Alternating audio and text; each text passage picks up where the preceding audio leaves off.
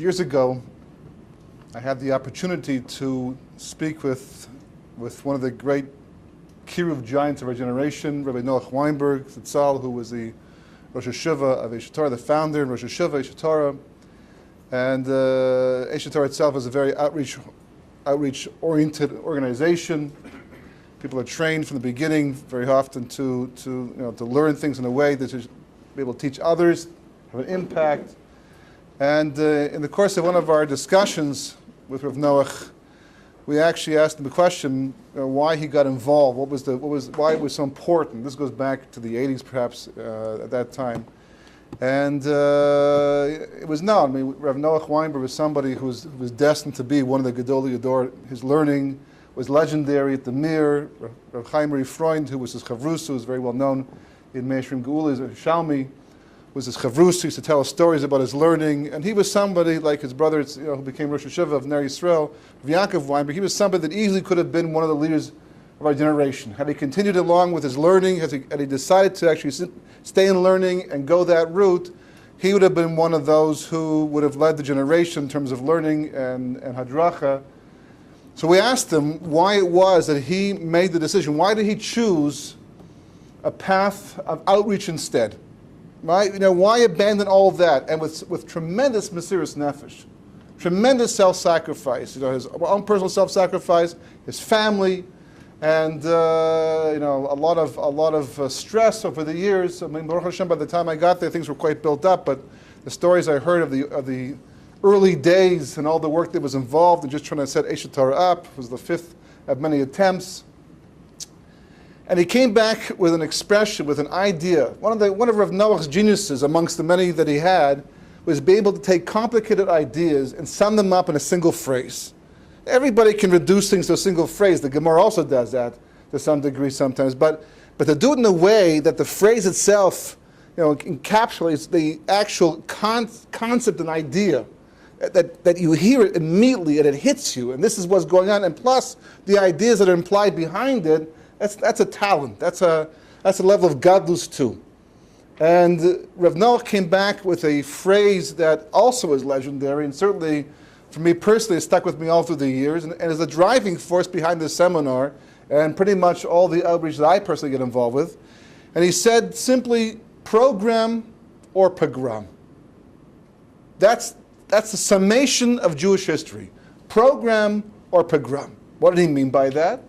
He meant either the Jewish people are busy designing programs and executing, carrying out programs that will stem the tide of assimilation, that will deal with intermarriage, but whatever we can to somehow rectify and correct the Jewish people, to solve the machlokas, to solve the sinas chidim, whatever's going on, whatever's keeping us from having the geula, whatever's holding us back from being the nation that we're supposed to be, from being the Kiddush Hashem that we're supposed to be.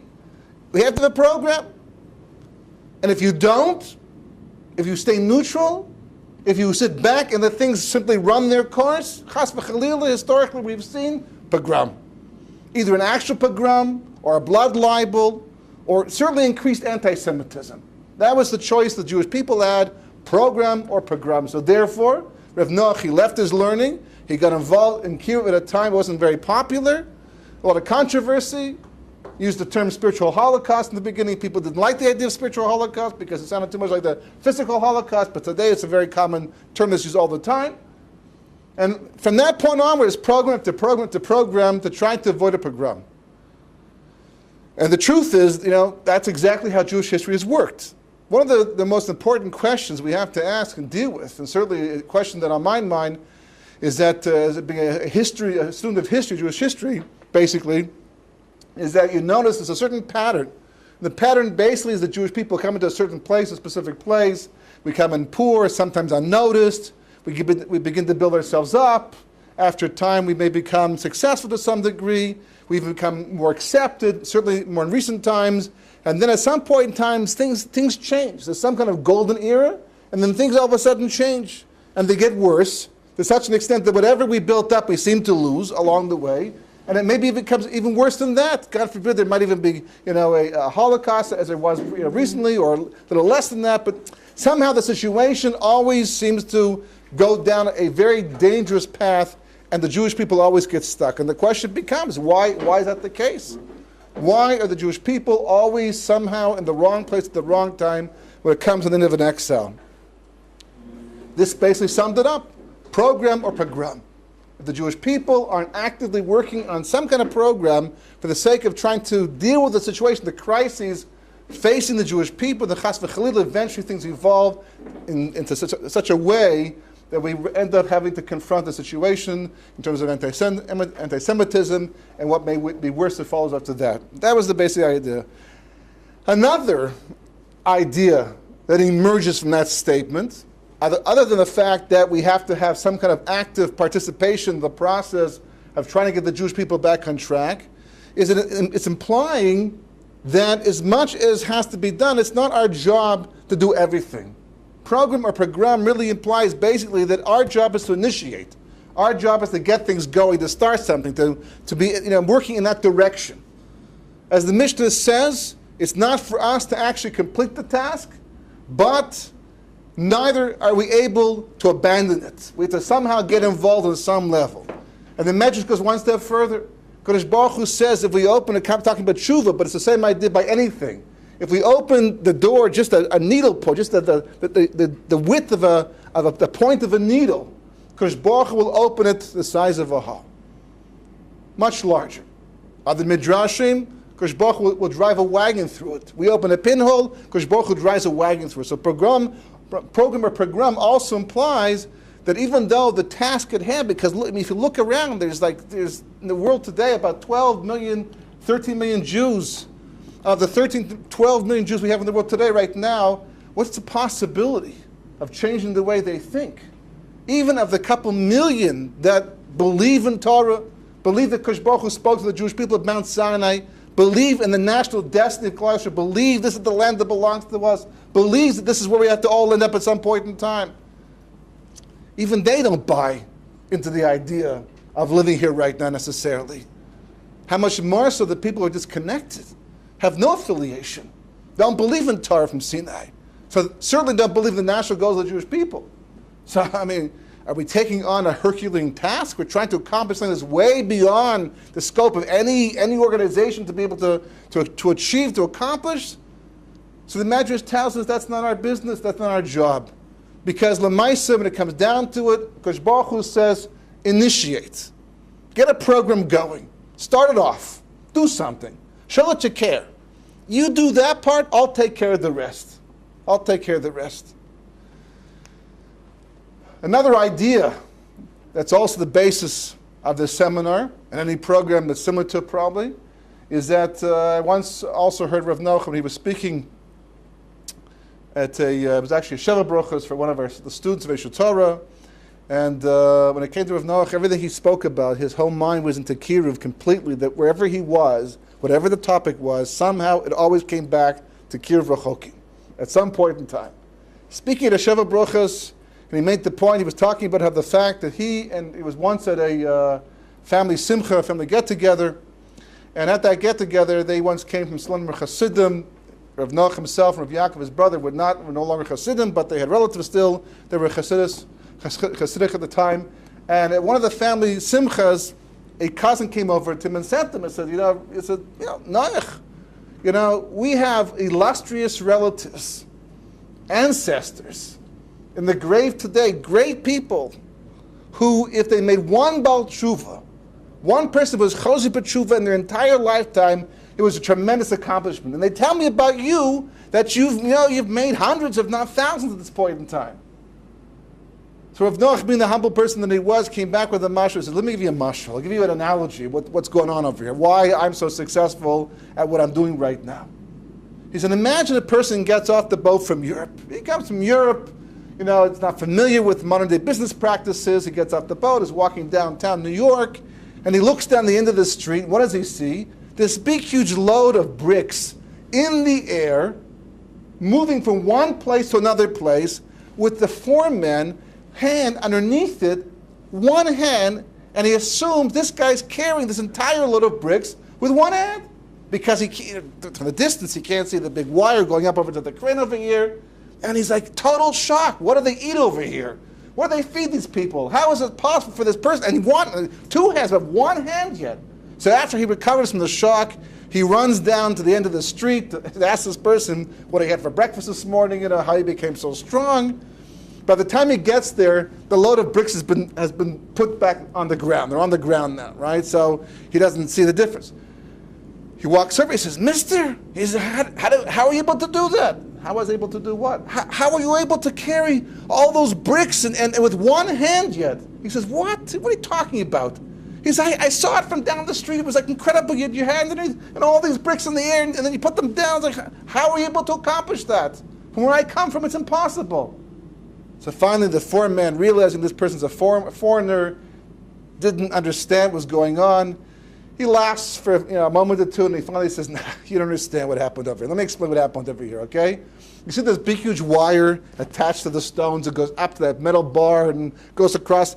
This thing, this big, huge crane, this carried the stones. This carried all the bricks, all the cement, all the heavy packages. I put my hand underneath it. It looked like I was carrying it, but I was literally, just tagging along over here. But it looked as if I was the one carrying it."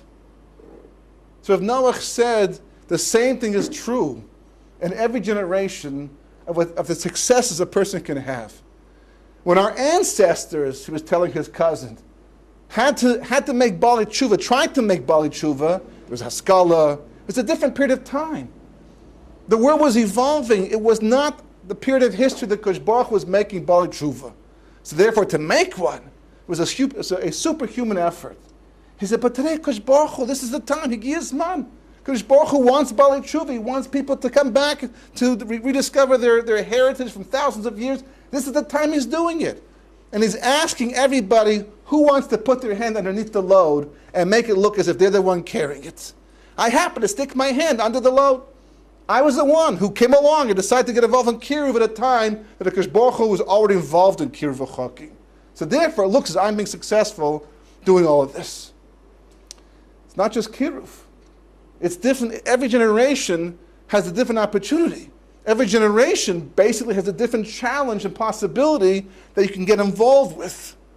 So it seems, there's still Kiruv going on, Baruch Hashem. It's nonstop and people are always involved, but ever since the end of the 90s, the 2000s, money dried up. The program is diminished to some degree.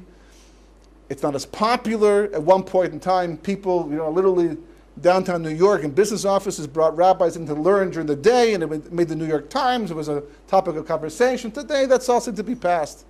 So then what's the opportunity of our time today, historically? What does HaKadosh Baruch Hu want from us? Which load is being carried through the air that if we put our hand underneath it, we can get the credit, it can look as if we're the ones doing it?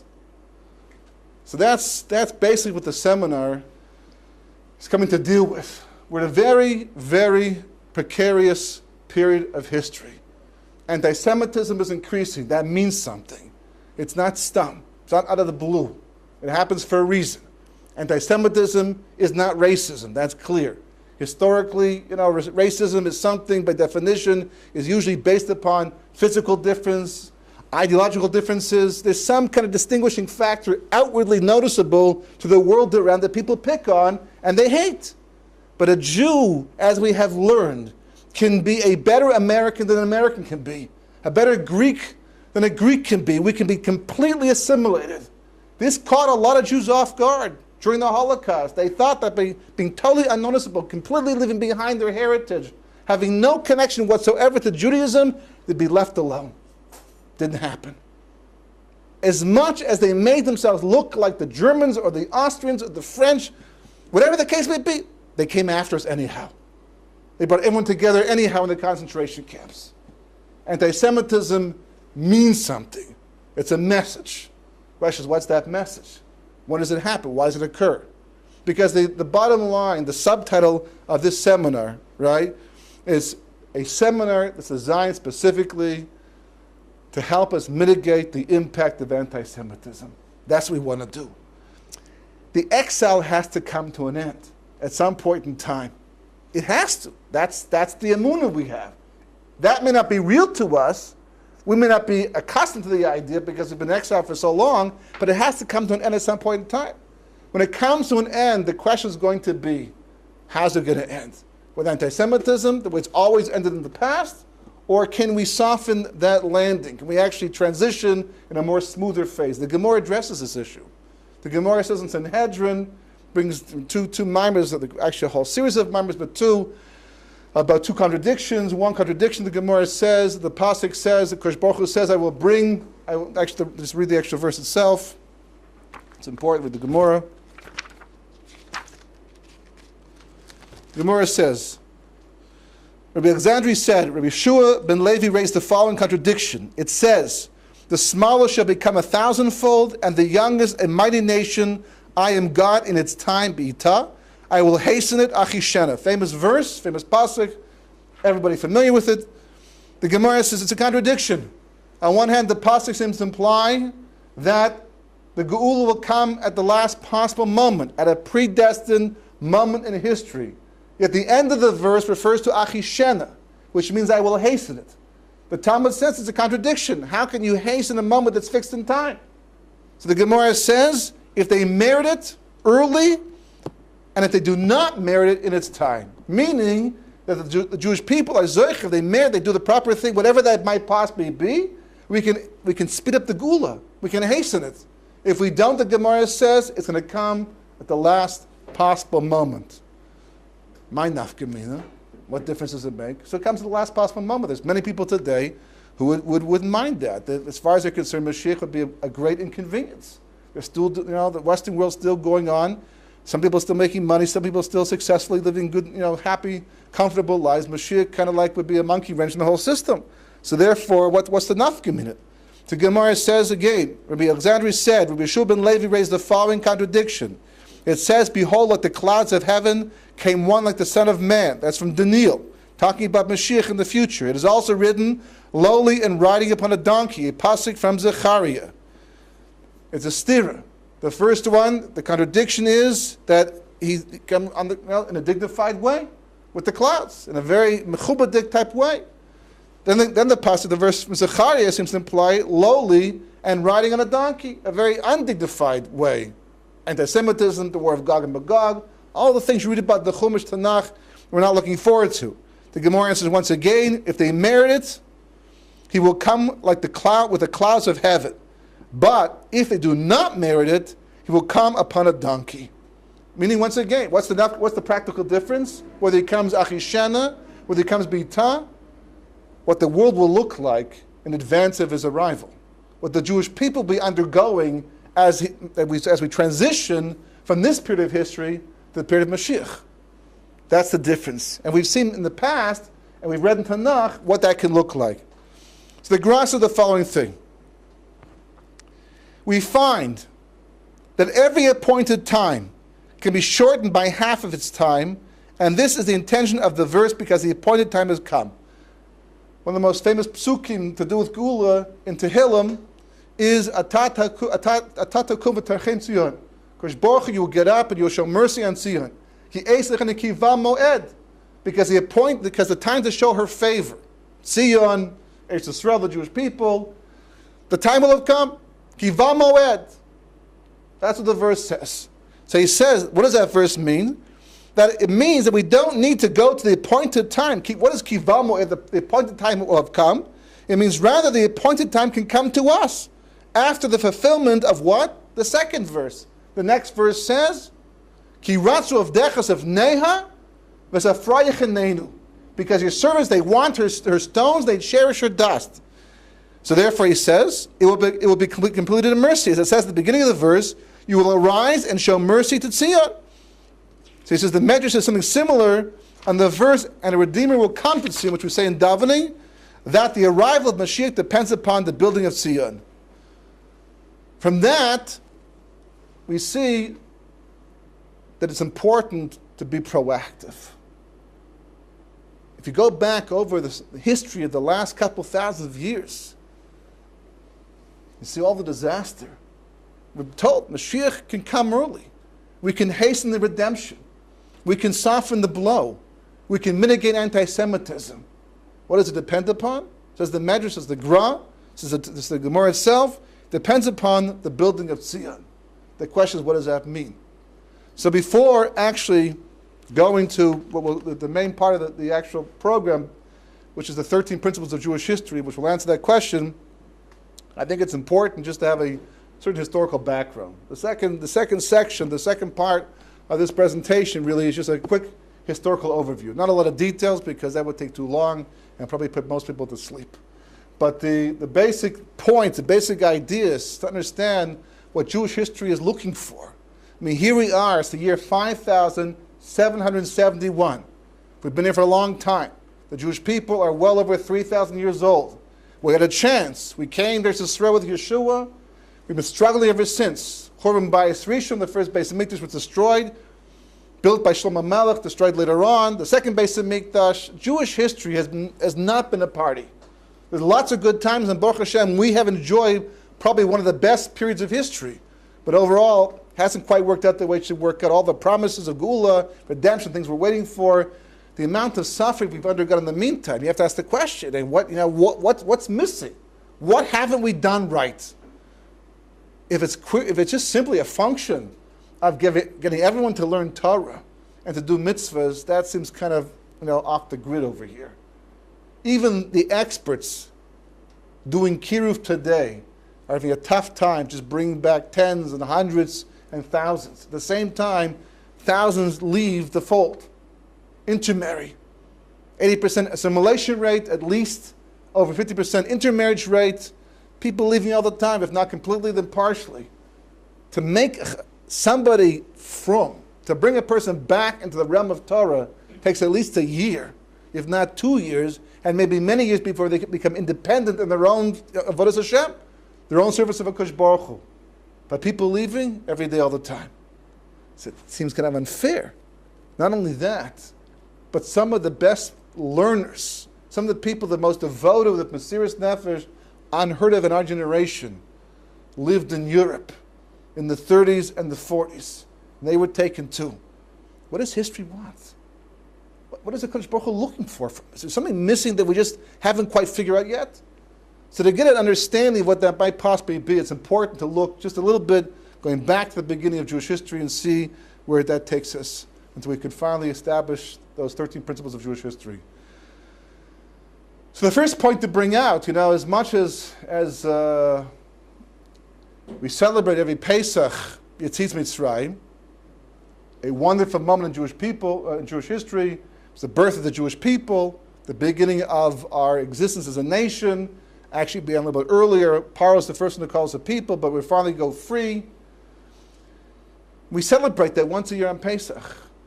And it's a completely happy moment, except for one problem. That the Chazal tell us, the Medrash tells us, that of the 15 million Jews living in Mitzrayim at the time of the Yetziah, at the time of the Exodus, only 1/5 left. 4/5 of the Jewish population died in Makas Choshech. 1 month before the Jewish people actually left Mitzrayim, there was a churban of 12 million Jews. It wasn't done by the Egyptians, wasn't done by the Germans, but it was done however way it happened. Which Baruch Hu made sure that when the time came for Yetzias Mitzrayim, only those people who were committed to leave left with Moshe Rabbeinu. So even before the Jewish people began as a nation outside of the land of Egypt, even before we got to a point where we could establish ourselves firmly within the borders of Eretz Israel, already the Jewish people were suffering from some type of lack of understanding, some kind of lack of commitment. 4/5, as Rashi brings down, the Medrash explains the reason for the 4/5 they stayed behind Mitzrayim, they didn't want to leave. Didn't want to leave. After all these years of building up Mitzrayim through slavery, and now the Mitzrayim were being killed and being destroyed, and Egypt was becoming kind of a vacuum, political vacuum, wanted to stay behind and enjoy the fruits of our labors. Finally, at long last, we'll take over the place. Moshe Rabbeinu told the Jewish people, no, because Baruch Hu has told us we have to go out. As the Pasuk says, I took you out of Mitzrayim and brought you to Eretz Canaan to be your God. Because Baruch Hu cannot be our God fully until the Jewish people are living in Eretz Canaan, in Eretz Israel. You can't stay behind it in Mitzrayim. It's not an option.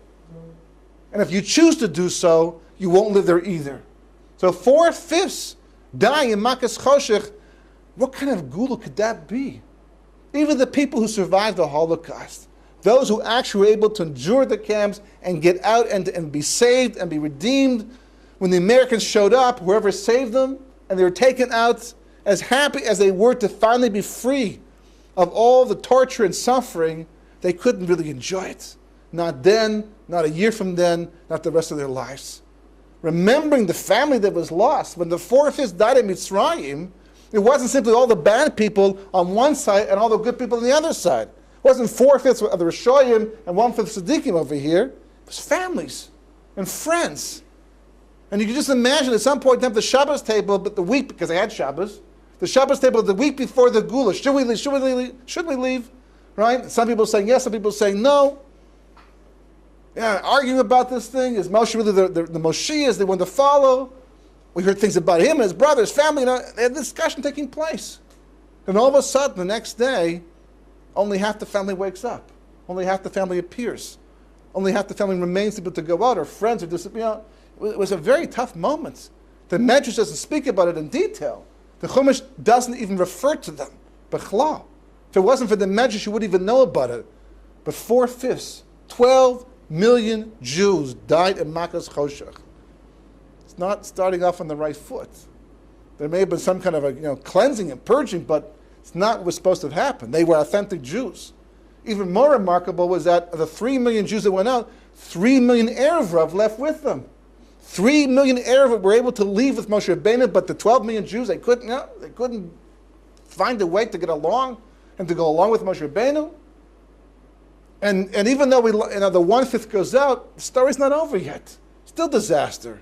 The Jewish people, they go to Har Sinai. Because Baruch Hu gives the Torah to them. What happens in the end? The Egel Zahab, the golden calf. What's the result of the golden calf? Moshe Rabbeinu comes down from Har Sinai. He sees what's taking place in the camp below, and he breaks the Luchas Rishonas. He breaks the first tablets. Okay, he gets a second set later on. Apparently there was a guarantee. You could somehow work it out, replace them, but it wasn't the same thing.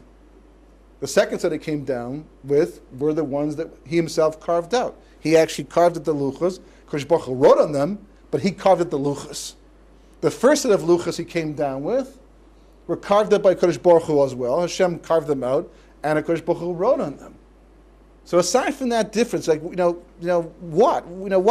difference was there? Okay, so it wasn't as special. So Kabbalah explains it was a whole different reality.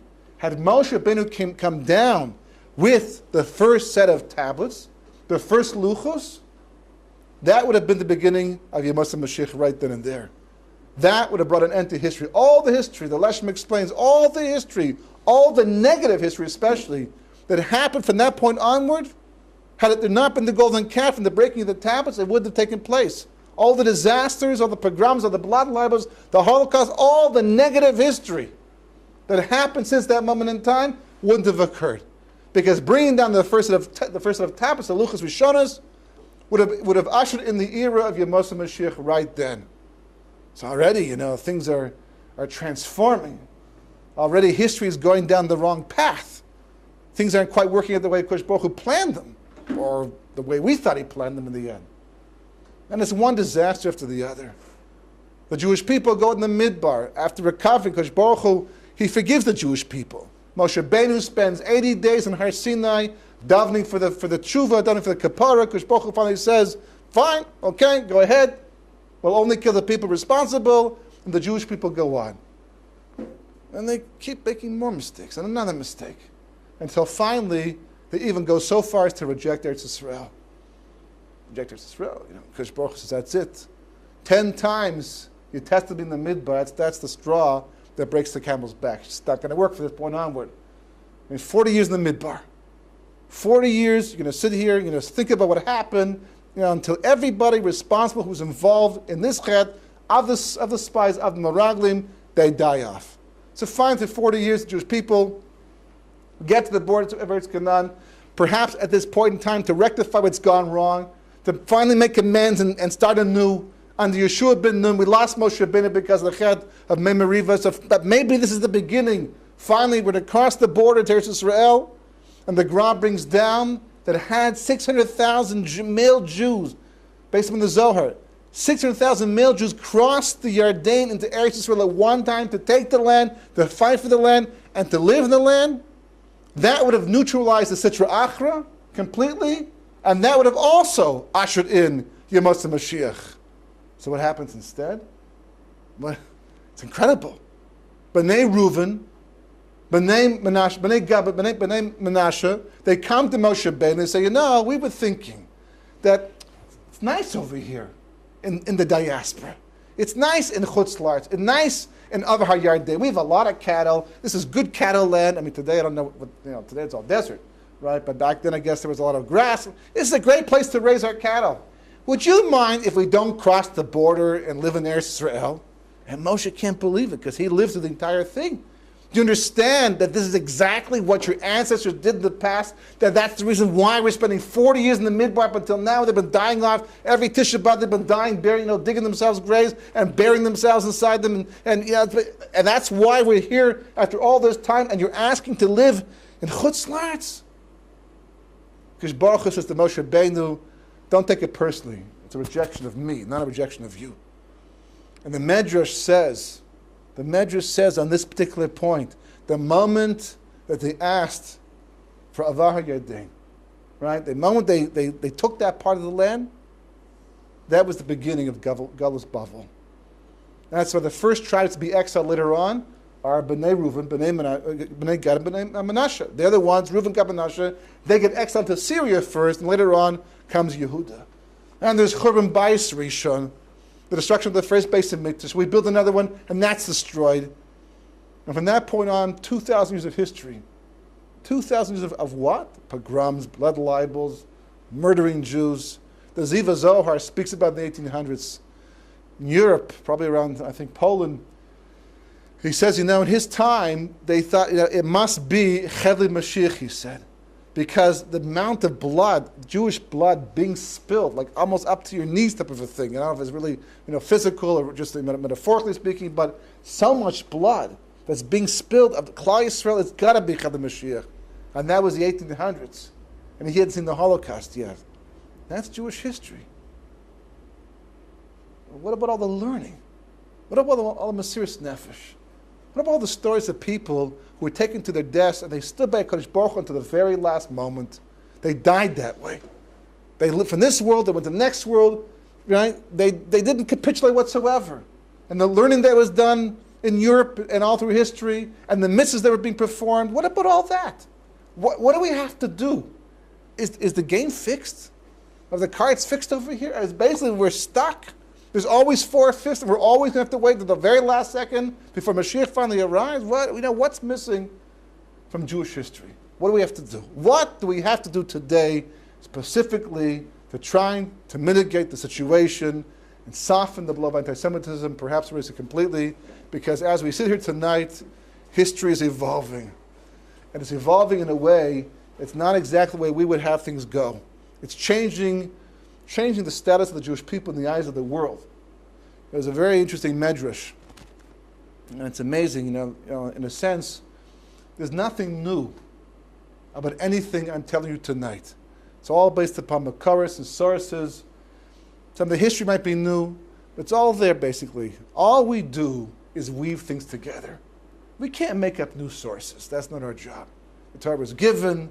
We have the Gemara to explain things, the Midrashim. Tanakh is the basis of everything. We have Rishon Achronim. We don't make up new sources over here. Kabbalah perhaps came along later on and provided some insights we didn't have previously, or only were unique to certain people. For the most part, all we're doing is putting together all the sources from all over and making a bag. We're weaving them together into a cohesive and coherent fabric that we can stand back and say, that's what's going on over here. It's an incredible medrash. It's a famous medrash. But it's the parish in the medrash that makes a difference. The medrash is from a Gemara in Baba Basra. A whole bunch of Gemaras of Rabbi Bar Chana, Mashalim, Maisim, they're true, not true. One of them basically is he and some friends, some colleagues, they are sailing on a ship. They get to what they think is an island. So they get out of the boat. And they go down onto the island. And what do you do in an island? You start to cook and bake. light a fire, right? Get things moving over here.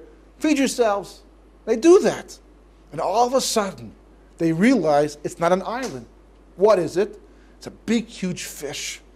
Whale, whatever, somehow looks like an island.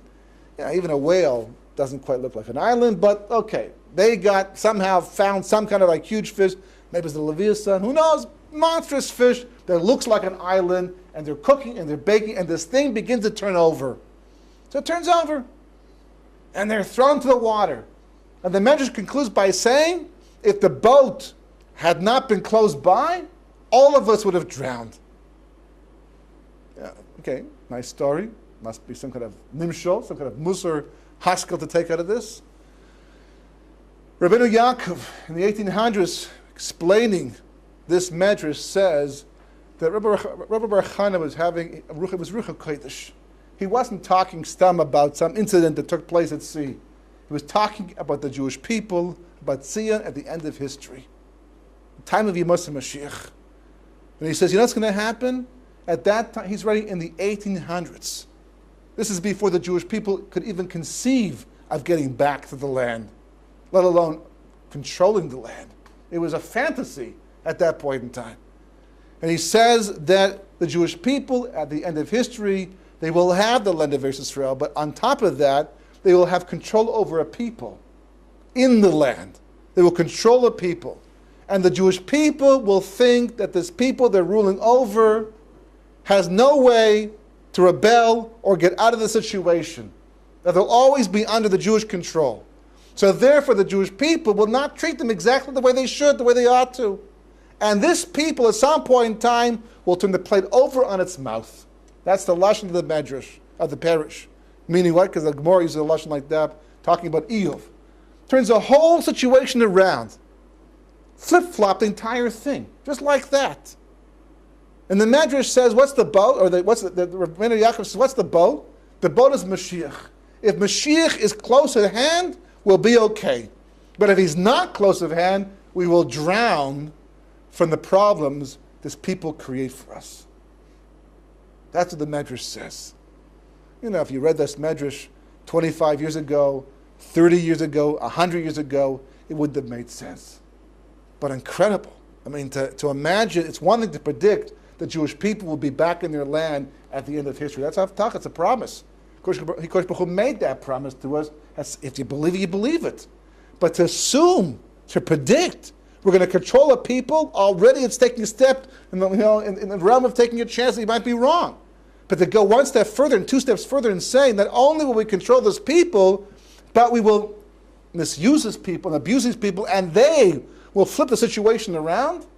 1987, until that time, the Jewish people were David. We were David, HaMelech. And the Pelishtim, the Palestinians, whatever, the Arabs, they were Goliath, they were Goliath. The reason why Goliath sounds like Galus. They were Goliath. And what happens?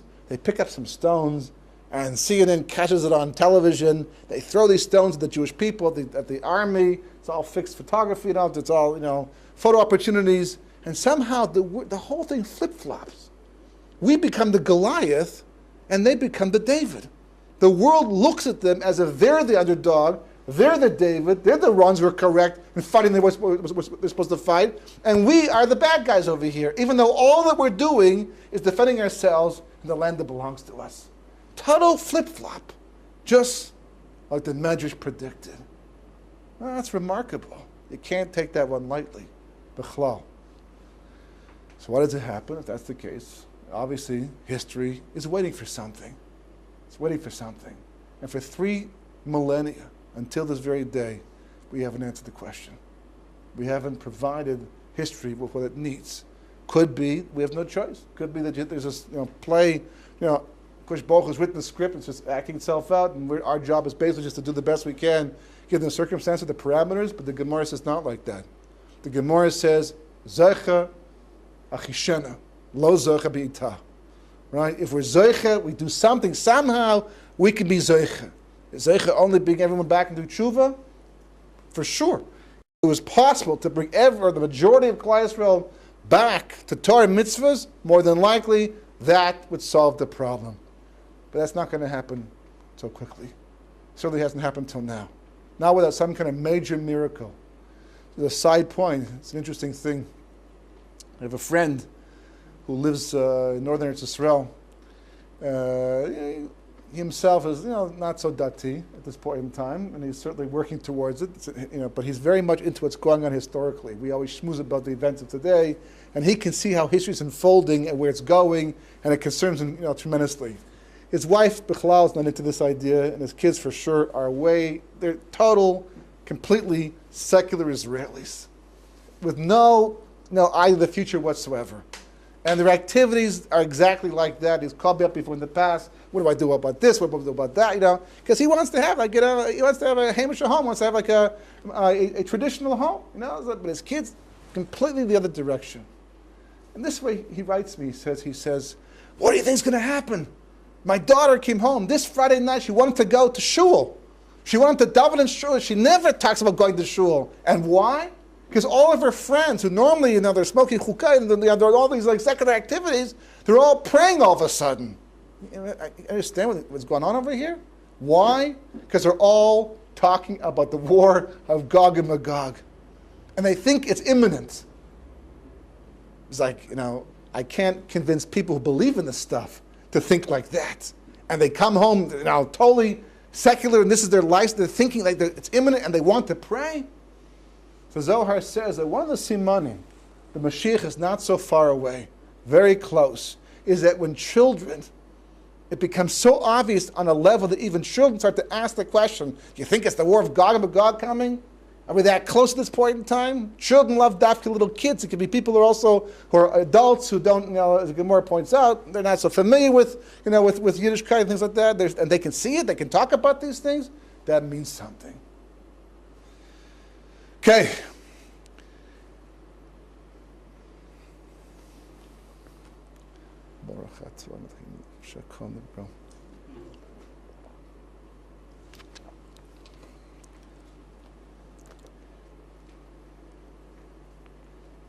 The next 13 points, basically, are what I've called the 13 principles of Jewish history.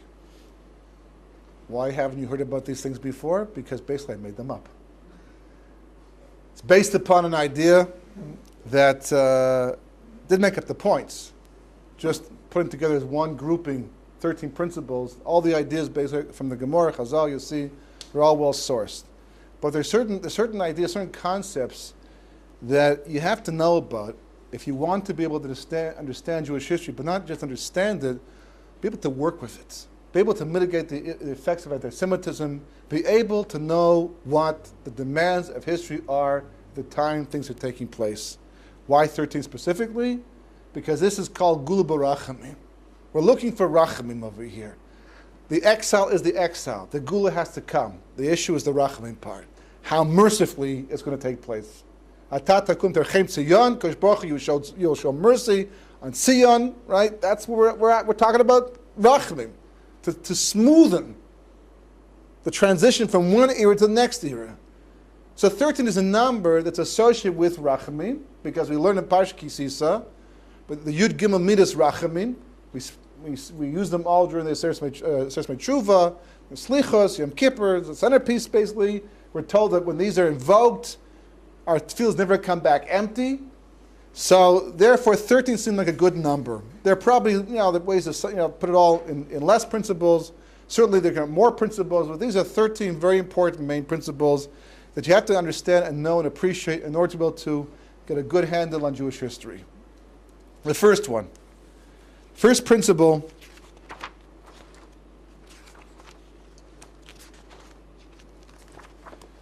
is God is everywhere at all times.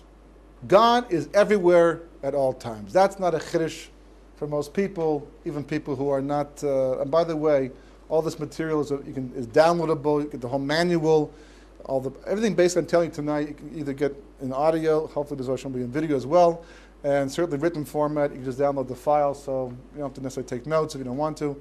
But the first idea is that Kosh Baruch Hu is everywhere at all times. And even though this is the most obvious point in the world for a person who believes in Torah, has a more sophisticated understanding of Jewish history than the average person, that the reality is that it's important to appreciate that because it raises certain contradictions. and certain things that we'll have to deal with that will come up later on. As the Nefesh Chaim points out, the reason why one of the names of Hashem is Hamakom is because the Kosh Baruch Hu is everywhere at all times equally. Meaning, and this is the language that he uses, that Kosh Baruch Hu is not in creation. He's not in creation, but rather creation is inside of him at all times. He is the place of everything. If Kosh Baruch Hu is not someplace, that place cannot exist instantaneously. The moment that Kosh Baruch Hu withdraws his presence from something completely, that thing disappears at one moment in time. There's no hemshech whatsoever to that idea, to that specific thing. On the other hand, it turns out, we find out, that in spite of the reality that Kosh Baruch Hu is everywhere at all times, and Nefesh Chaim actually deals with this issue, because if that was the case, it should be that you could make a bracha in the bathroom too. Because what's the difference? If Kosh Baruch Hu is everywhere at all times, he has to be there as well. In a dirty alleyway, right? And there should be no difference between one location in the world and another location in the world. But it turns out, and this is really principle number 2, that in spite of the fact that Kosh Baruch Hu is everywhere at all times equally, he's machalik. He makes a distinction. He has declared that certain places are holier than others, and some places are even spiritually defiled. That somehow there's a metzias of tumah, of defilement, and lack of holiness. And the reason why that's so important to know, because the Torah tells the Jewish people, specifically in Parshas Kedoshim, Kedoshim Tihiyu. You have to be a holy people. If you have to be a holy people, it means by definition the Jewish people have to be a nation that pursues holiness. If you're an investment banker, your job is to make money. It's your job to research and find the best investments. If someone hires you to invest their money for them, they expect you to do the research necessary to find out where the money can be made the most, the best. If the Jewish people are commanded to be kadosh, kedoshim to you, it means by definition, if a Kodesh Baruch Hu is everywhere at all times equally, and there's no difference between Eretz Yisrael and the diaspora, between America, Canada, England, whatever the case may be in Eretz Yisrael, so the Jew can be anywhere he wants in the world. No matter how kadosh he has to be. But the Torah tells you, Kedoshim to you, it means by definition, the Torah itself has told you, some places are more Kaddish than others, and there's levels of Kedusha. By definition, a Jew has to pursue Kedusha and want to be in the place that the Kedusha is the strongest. That's the second point. This is why, the Gemara points out, says the following thing. It says a person should rather live in Eretz Yisrael, even in a city where the majority of inhabitants are Gentile, than outside the land, even if the majority of the city's inhabitants are Jewish. All those who dwell in Eretz Yisrael are like those who have a God, and all those who dwell outside the land are like those without a God. That's a Gemara in Kesuvos. Very controversial Gemara. It's in the Gemara, which is written in 500 or 499 CE, after the base of Mikdash was destroyed, after the Galus had already began. So therefore, this is not talking about temple times. This is not talking about the time the Jewish people live in Geola. It's talking about the time the Jewish people living in Galus. In fact, it's brought down by a sefer called, where is it?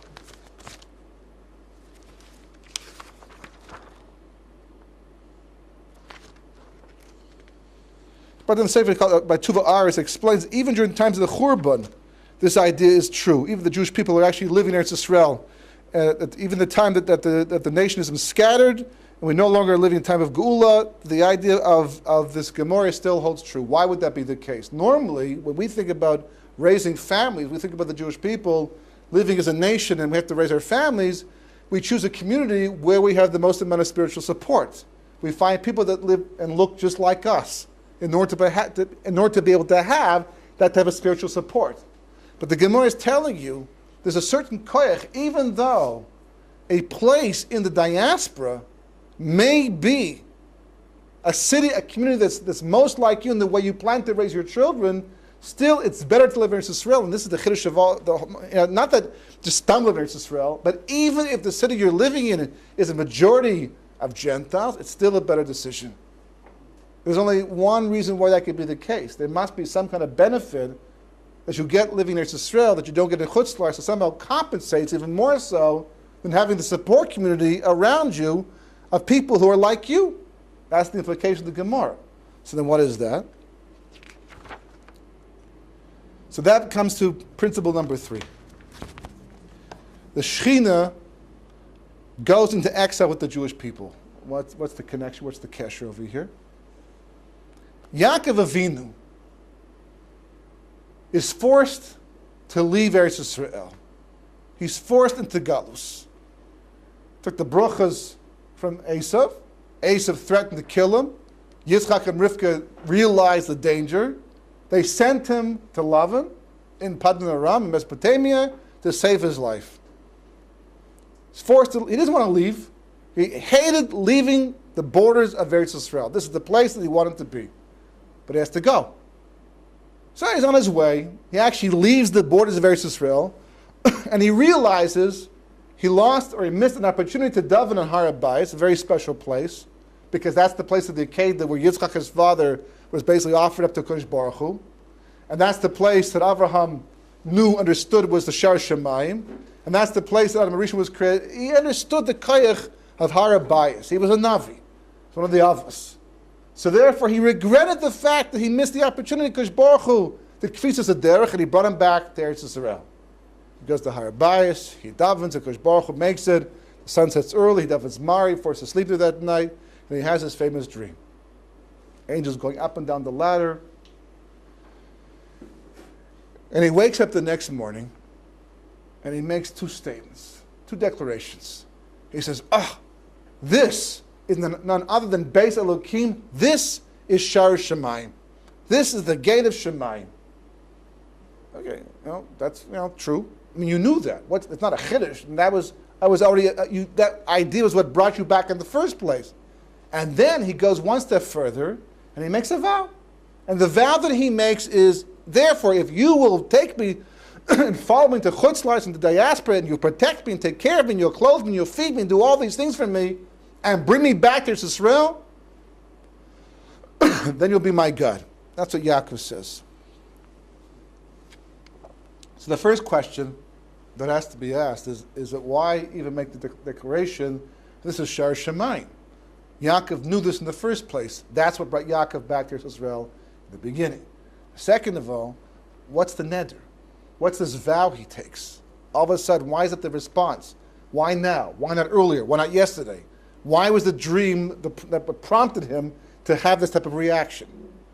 So Sefer Tuva Aretz, by Rav Nosson Shapiro, not the one of Daf Yomi fame, but the one in the 1600s. He was the Rav of Krakow before he came to Israel, became the Rav of Yerushalayim. He went on a fundraising trip for Yerushalayim. He went to Europe. He became ill. Unfortunately, he had to remain there for a period of time. And apparently Hashgacha Pratis, because in the process of being there, he came across manuscripts of the Arizah, which were just being organized into the Kisvei Arizah at that point in time. And he took the ones to do with Eretz Yisrael, the Midrashim, and put them in a sefer called Tuva Aretz, which we have in our possession today. And he explains in that sefer that what Yaakov Avinu discovered that night, yes, he knew that Eretz Yisrael was a Shar Shemayim. That much he was aware of. So then what was the Chiddush? The Chiddush was that he thought that every nation in the world had its own gate to heaven. That no matter where you go in the world, you look up in the sky, it's like one big open expanse. It's if I daven in London, it goes straight up, right? If I daven in Canada, it goes right to Shemayim. If I daven in America, what's the difference? In Eretz Israel, okay, so the land of Israel, it's a holier place, and maybe you have a little extra, little push behind it, like a little, extra rocket power to get to Shemayim. The added mitzvahs that might be included in the fact that you're davening in Eretz Yisrael, okay, but still, if I daven in some place in the world, it's got to go right to Shemayim, because look, there's no ceiling there. It goes right to Shemayim. What's the problem? So it turns out that that's not true. And how did Yaakov know that? Because he saw the angels of Chutz La'aretz also ascending and descending over Eretz Yisrael, the borders of Eretz Yisrael. In fact, the Rav Nosson Shapiro explains, the Tuvarix explains that the Sulam, the actual ladder, which the Gemara says was 8,000 miles wide, like long, was actually the border of Eretz Yisrael. The actual Sulam was actually the entire border of Eretz Yisrael around the entire country. And he saw the angels going up and down, And not just the angels of Eretz Yisrael, but the angels of all the nations of the world. So he realized, and that's what he says the next morning, not that this is a Shar Shemayim, but this is the Shar Shemayim, he says. This is literally the only gate. Okay, fine. What's the problem? So he says, well, that creates a complication. Why? Because, as Chazal explained, the land of Eretz Yisrael, every land, every nation has a ministering angel. Every nation has an angel responsible for taking care on behalf of Kodesh Baruch Hu, acts as an intermediary between Kodesh Baruch Hu and that particular people. The angel responsible for Eretz Yisrael is Machal, Kadosh, very Kadosh. But all the other angels of every other nation outside of the land of Eretz Yisrael, they're all from the side of Tumah. That's what the Rizal explains. They all belong to the Sitra Achra. The further away you go, and it actually explains which angel is responsible for which nation. Syria, Jordan, different, you go further away. In those days, I don't think America was such an issue. Back in the 1600s, still a little early at that point in time, but that's what he says. And Yaakov understands that. So Yaakov says, well, wait a second, that's the case. There's an issue over here. Because, if I go to Chutzlarts and I daven, I say Shachris, Mincha, Mari, I daven, I bench, Birchas Hamazon, I learn some Gemara, I learn a little Torah over here with my sons. The moment I do that, the moment a Jew does anything kadosh, by definition, he generates kedusha. Right now, as we're talking and learning, we are generating kedusha. Every time we are involved in a kadosh activity, we generate kedusha. What happens to that kedusha? It goes to Shemayim. It becomes part of our schus, part of our merit, part of our portion of the world to come. But it also has an impact on creation. What kind of impact is that? So, a little Kabbalistic, but it turns out that, in order to have free will, which is the point of creation, there has to be evil. Evil has to exist. In order for evil to exist, there has to be some kind of agency, some kind of agent of evil itself, right? And he has to eat too. Just like the good angels have to eat, as the Nefesh HaChaim explains, what do they eat? The Kedusha we generate. What about the Sitra Achra? What about the Satan? What about the Klipot, the force of impurity that functions in this world, that interferes in our relationship with the Kodesh Baruch Hu? What do they eat? It's like the same thing, a bank robber versus a person, they both drive a car. A person who goes to shul in the morning, does chesed, does mitzvahs, he drives his car to drop off food to the elderly. After a while, he has to fill up his gas tank. He goes to a gas station, puts it in, fills it up, right? What about a guy who wants to rob a bank? Where does he fill up his gas tank? Are there like these white gas stations and then black gas stations, right? Where the good people go to the white ones and the black guys, and the gas that comes out is like evil gas versus like good gas. Like, how does it work over here? What's the process? So in creation, it turns out there's only one source of life. It has to be there. Kodesh Baruch Hu is a source of life. If a Kodesh Baruch Hu is a source of life, and he's kulu kadosh, he's completely kadosh, and he feeds everything, every last thing. It means even the force of evil has to eat kedusha to survive as well. It's also eating kedusha. So this, as Zohar explains, is the reason why we threw the goat off the cliff on Yom Kippur Lazazel, right? Because he has to get his due. There has to be free will, so there has to be evil, there has to be Sitra Achra, and he has to eat. So what does he eat? So Kodesh Baruch Hu designates, he gets a certain portion of kedusha to survive. Certain mitzvahs provide him with that. The goat to Azazel was one idea, one actual active thing, the Sitra Achra, to feed him, to keep him happy, to get him off our case. On Yom Kippur, we did this so he wouldn't prosecute the Jewish people. It's like throwing a bone to a dog, a steak to a dog. That's what it was. Mayim Achronim. Same idea, right? For Mayim Rishonim, you wash your hands, Al Natilas Yadayim. You hold, say Hashem's name. You hold your hands up by the eyes to protect the kedusha from going to the wrong place. But by Mayim Achronim, just the opposite. You let your hands run, face down. The water should run off towards the floor. What happens? Well, there's also kedusha by doing Mayim Achronim, but it's minimal, and that goes to the klipos, that goes to the Sitra Achra. That's the way the world works. Because Baruch Hu feeds everything and everybody. When everything is being done properly, the Jewish people are living by Torah and mitzvahs, we're obeying HaKadosh Baruch Hu's ratzon, we're on track, we're on target.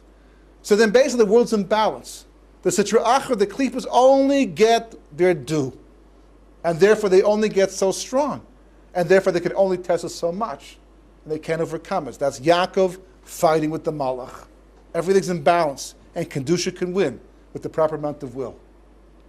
The problem historically, as Yaakov says, what happens if you feed the Klippas too much? You feed the source of impurity too much. Well, how does it happen? That's a consequence of a sin. Because Baruch Hu wants us to be responsible for our actions. You generate Kedusha, be careful what you do. Why can't you make a bruch in the bathroom? What's wrong? Because Baruch Hu's there too. What's the problem? Well, it's not really a pure place. It's a little disgraceful. It's more than just disgraceful. Because it's impure, it's a place of the Klippas. You generate Kedusha by making a brucha. You learn Torah in an impure place, it goes right to the wrong side. You make them stronger. So Yaakov says, I'm going to go to Chutzlarts. I'm going to go to the diaspora. I thought that there was an opening to Shemaim right over Lavan's house. I would learn, I would daven, I would bench, whatever I do. Speak in Divrei Torah, all the Kedusha I generate goes right to Shemaim. That's what I thought. Now I find that it's not true. It turns out that if I do any of these activities and I generate Kedusha in this place, it has to first travel over Mesopotamia, go over Syria, go over, until it gets to the borders of Eretz Israel, and then it finally ascends. And then when the Kodesh Baruch Hu responds to my Kedusha by giving me Bruch because I daven, I did the right thing, comes back over Eretz Israel, and then goes laterally to wherever I am. So Yaakov is terrified. He's very concerned. Chas v'chalila, he's going to go to Padan Aram. It seemed like a straightforward thing. You go there, kibbut of the aim, your parents sent you there, but now he's worried. If all these angels, are going to touch my Kedusha along the way, because what's going to happen? It doesn't go by Federal Express, right? You daven, the angel over Lavan's house, over his area of the world, takes the Kedusha and has to pass it to the next guy. That's his job. But he skims off the top a little bit before it goes. And to the next guy. And aside from the fact it's weakening the Kedusha I generate, it's also strengthening each angel along the way. Yaakov says, I will be responsible for Churban.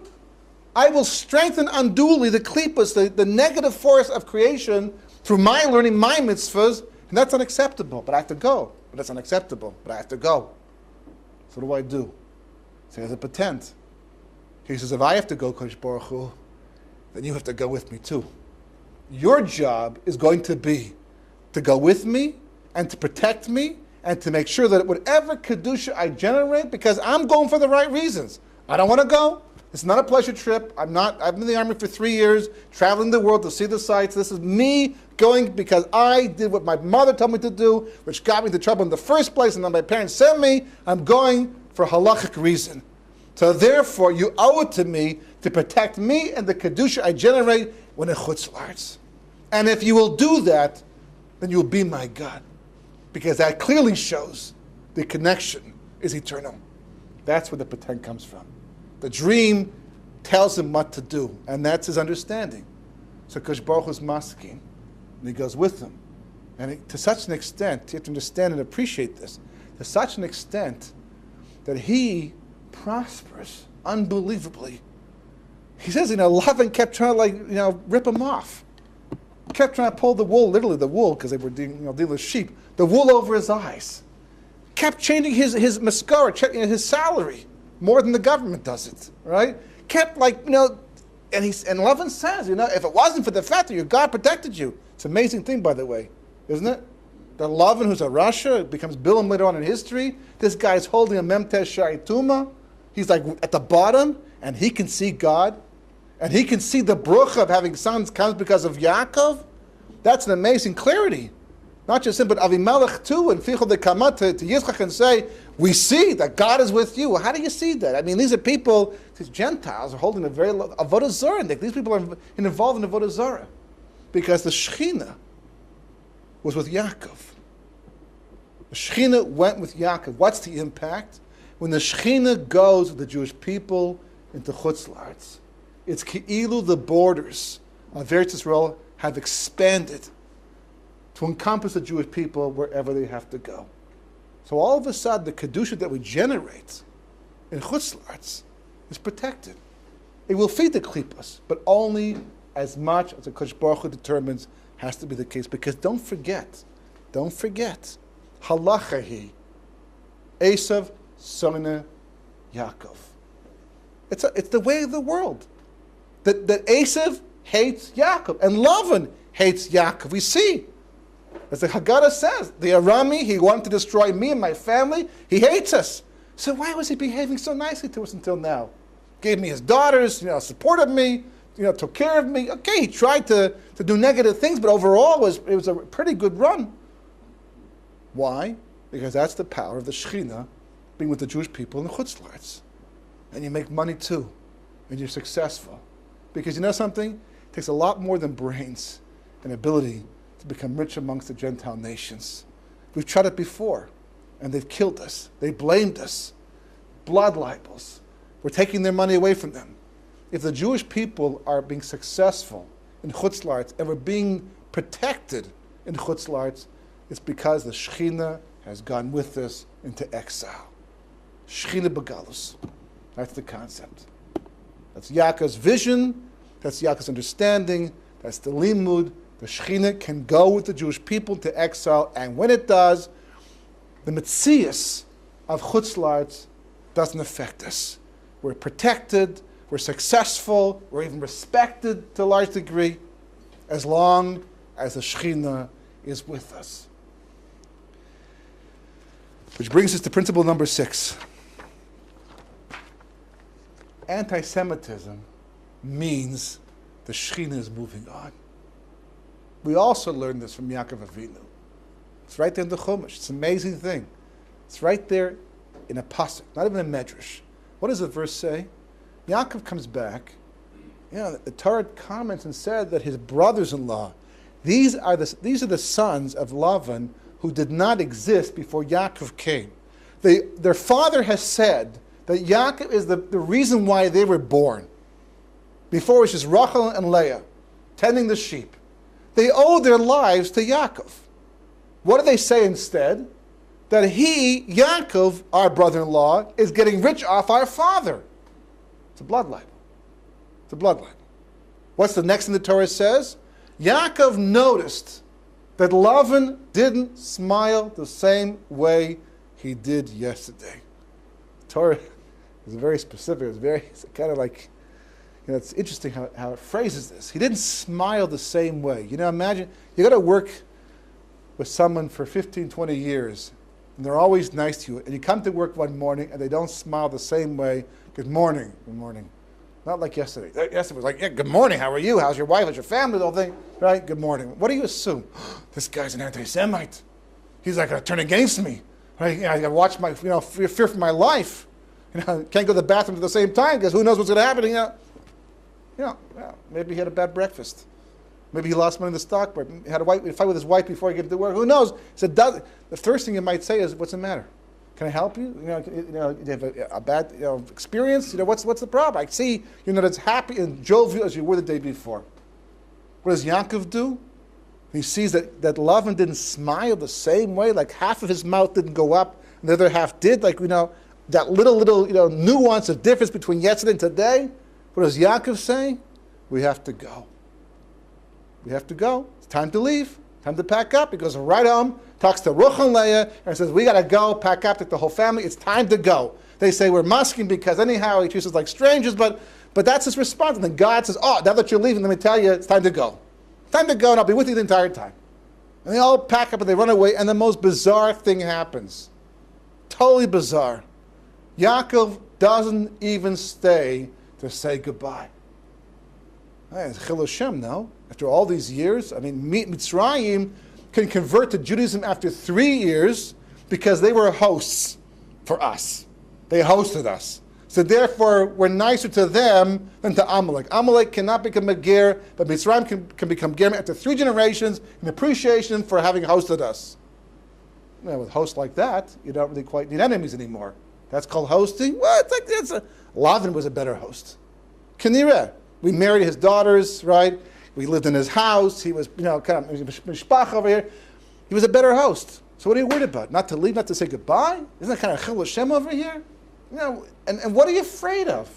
For 20 years, you're living with this man, and you weren't afraid. You got up in the morning, you did your avodah, did your work, you learned your daven, you whatever you had to do, and you came home and you confronted love, and you didn't run, you weren't afraid, you didn't complain, didn't even say boo once. And all of a sudden, you can't say goodbye? What are you afraid of? Aren't you men of God? Because Baruch is not going to protect you anymore.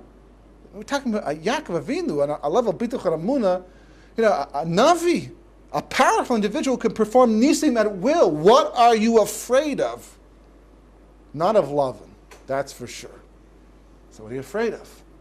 Well, Lavan didn't smile the same way as he did yesterday. And his sons are like talking negatively about us. That reminds me of that Maimer Chazal, Halachihi, Esav Sonas Yaakov. The Sina is coming back. The only reason why Lavan has been nice to me until now and his sons have been kept at bay is because the Shekhinah has been here like a wall, protecting me from them. If all of a sudden they can make a statement like that, if all of a sudden they can express themselves and start looking at me in a negative way, the wall must be crumbling. The Shekhinah must be moving on. Oh, that's a problem. Love it I'm not concerned about. But the Shekhinah moving on, I am. You know why? Because if the Shekhinah moves on, it means the borders of Eretz Yisrael are also moving on. And I'm going to find myself in Chutzlarts once again. The real Chutzlarts, not the one that was like encompassed with the borders, spiritually speaking. Physically, it's always been Chutzlarts. But spiritually, there was a Shmirah. But now, the Shekhinah is moving on. I'm going from a level of Hashgacha Pratis, the personal divine providence of Eretz Yisrael, to a level of Hashgacha Klalis. It's a big change. Very important change, by the way. Because as long as we have Hashgacha Pratis and Chutzlarts, there's always going to be distinction between the Jewish people and the nation that's hosting them.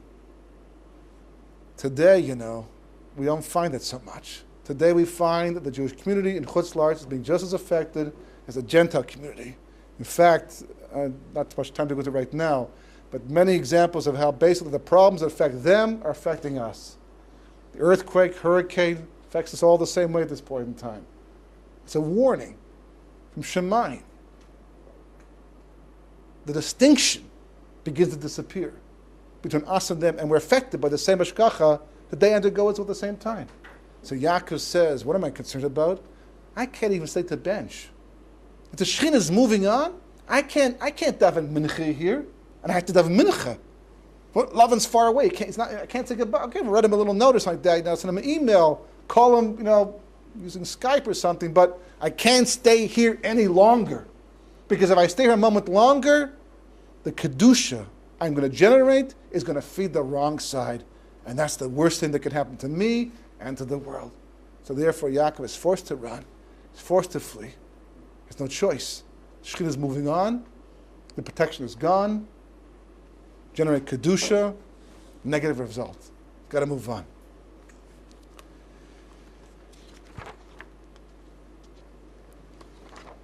What determines when the Shekhinah decides to leave? The Shekhinah goes with the Jewish people into exile. We have anti-Semitism, means the Shekhinah is moving on. The question is, what determines when the Shekhinah decides to go? How do we know the Shekhinah is actually leaving? Because the Siman is anti-Semitism, but what's the historical reality? The results in that specific point, that specific reality in the end. So for that, you have to be able to appreciate what it is anyhow we're doing in Galus in the first place. The Gemara says the whole reason for Galus is to make Gerim. The Jewish people go into Chutzlarts, into Galus, to make converts. That's what the Gemara says, which is problematic, because we're not the missionizing type, number one. Number two, the Gemara says elsewhere that anybody who does, go out there and missionize and tries to make converts is going to have all kinds of source and problems. And the Jewish people also have source and problems. Somebody comes, they want to convert, we start going through a whole little spiel over here. If, God forbid, a Jew goes to the Catholic Church and says they want to convert, they roll the red carpet. Right? It's all red over there. Edom. They're on the red carpet. They bring that Jew in. They don't even question. They don't even check his sincerity. Someone comes to join the Jewish people. Why? What's on your mind? Why do you want to do it? Why would you want to join a people who's been killed and murdered and stepped on? And go back and think about it some more. We're not the Mishnahizing types. So what does the Gemara mean to make converts? So Kabbalah explains, it's not talking about people per se. It's talking about Etzotzei Kedusha, holy sparks. The Kedusha that we generate, the gasoline that drives the world, that drives the Jewish people, what is it specifically? It's the food that you eat? Right? It's the drink that you drink? It's the sun? What is it specifically that keeps you going on a daily, momentary basis? We don't think about things like this. But Al Pi Kabbalah, according to Kabbalah, it's Etzotzei Kedusha, holy sparks. Holy sparks are little packages of divine light because Baruch Hu put into the world that we draw upon to have a neshama. First of all, it's in the food, it's in your drink. It's not the food that's making you survive. It's a spark in the food. Moshe says, for 40 days and 40 nights, I was on the Har Sinai, and I did not die. I did not eat, did not drink, and look how good I look. How do you survive? Because not by bread alone does man survive, but what comes into the Kodesh Baruch Hu's mouth? What comes into the Kodesh Baruch Hu's mouth? It's also Kedusha, holy sparks. That's the currency of creation. That's the life force of Ma'aseh Bereshis, holy sparks. You hear the term holy sparks? That's what we're talking about. The trouble is, before the Chet of Adam Arishon, when the Kodesh Baruch Hu made Ma'aseh Bereshis, it was a very perfect world. Kodesh Baruch Hu took more sparks and brought all the sparks of creation out of the side of impurity, and built Gan Eden, built Ma'aseh Bereshis, and all that was left to do was sit on his hands for 3 hours until Shabbos came in, and that would have rectified all of creation. So he didn't do that. He made the mistake of eating from the Eitz Hadas Tov Ra. So Chazal explained the result was not only did he not complete Ma'aseh Bereshis, but he actually reversed a lot of the perfection, a lot of the creating Kodesh Baruch Hu himself had done until that point in time. What was the net result? All these sparks fell back into the realm of impurity. So history becomes a process of taking them back out again. That's the whole role of the Jewish people. We are, you just imagine an upside down hourglass. Normally, how does an hourglass work? There's all this sand in the upper chamber, and it comes down through a little tiny little thing over here, a little neck, comes in the bottom chamber. When all the sand is in the bottom chamber, the hour is over. By the Tzotzei Kedusha sparks, it works differently. When the Tzotzei Kedusha, what happens instead is all the sparks from the bottom. And the job is to return them back to Shemayim. So it's an upside down hourglass. When all the sparks are in the upper chamber, Mashiach comes. History is over. In good times, when the Jewish people lived by Torah and they lived on the land, how did it happen? Well, it was all the sparks we got through our davening, through our mitzvahs in Eretz Yisrael. What about the ones in Chutz La'aretz? So Kodesh Baruch Hu arranged a takeout service. Kodesh Baruch Hu had nations coming with gifts and karbanos and sacrifices because everything has sparks inside them. By definition, if it exists, it lives as sparks. They brought gifts to see the Jewish people, to see the Eretz Yisrael, to see the Beis Hamikdash. Whatever it is they brought to the land, it had the sparks. We used it, we sanctified it, we rectified Ma'aseh Bereshis. We didn't appreciate that. We got a little sloppy, a little lazy. So Kodesh Baruch Hu said, if you're not going to do the job here at Yisrael, you have to go to Chutz La'aretz to do it instead. I will send you into exile instead to get the sparks. They would have come to you. Had you done what you're supposed to do and remained on the land, the sparks would have been brought to you.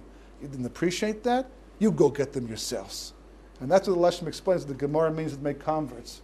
We are, in Galus specifically, to redeem the sparks that are there, that have to come from the side of impurity back to the side of Kedusha. That's the whole role of the Jewish people, of Klal Yisrael. That's what it's all about historically. There's a sediment of sparks in every single place. So how do we do it? Well, for example, Mitzrayim, we took all the gold and silver. All the gold and silver till the Gemara says there was almost nothing left, like an empty pond. There was nothing left anymore. We built the Mishkan from that. We sanctified, we took the sparks that were in the gold and the silver in Mitzrayim. We took them out of Mitzrayim, and we sanctified them by building a Mishkan. In America, we went to work, made a lot of money, and built this country. Or Europe, or England, or Canada. We built the Jewish people. We built Bate Midrashos and Bate Knesses. But we took the money, we took our success, and we rebuilt the Jewish people. Not everybody, but a lot of people. And Chazal explained that the moment the sparks of that specific place that are relevant to the Jewish people are used up, because we can't do that without the Shekhinah. What the Shekhinah, we don't have access to it. It's the Shekhinah that makes it successful, that protects us, that gives us the time, the wherewithal to be able to go about our job. That they're open to us, that we should work and make the money and be pulled in the tzotzim to redeem them. But the moment the sparks that are meant for us to use are used up as much as necessary, they've been brought back to the side of Kedusha, they've been converted from being from Tamim, from spiritual and pure, to pure, the Shekhinah moves on. The job is over. We're finished. There's nothing else left to do. And that explains why we have that golden era, and we stay a little bit too long, and we lose it all. Everything. Not just the money, but the security and the safety, and very often even our lives, until we have nothing left, not even the shirts on our back in the end. Because that's the process of history. The Shekhinah is there to help us do the job. We lost the chance to do it at home. We're forced to go into exile. The Shekhinah goes with us to protect us, because we have to. That's the next stage of Jewish history right now. It's there to protect us, that we should be successful. The job is over, move someplace else. The Shekhinah goes ahead of us. How do we know it's leaving? Anti-Semitism tells us the Shekhinah is moving on. What happens if you stay too long? Past the Shekhinah? Yaakov Avinu left right away, but the rest of us don't do that. We always stay behind. Well, where did the Germans get their koyach? Where do you get it from? They weren't so strong before. They were defeated after World War I. They were quite weak for a period of time before they took over all of Europe. Where did Obama get his power to go into office against all the odds? It's a logical way, and the questions arise day after day after day, questioning his whole background. Where did and to put the pressure on the Jewish people? I mean, even just a name like that, because Baruch has a phenomenal sense of irony. Almost to make so clear to you how backwards the world might possibly be. At a time you're pursuing a guy named Osama bin Laden, who's behind a terrorist attack on the Twin Towers, 10th anniversary is having passed, a president with questionable background whose name was Obama, which sounds like Osama, just a few more letter change, as if to say, we're not even the picture, we're not even paying attention to what's going historically over here. Where's the power? Where do our enemies get the power to overcome the Jewish people? We're Kadosh, Kedusha.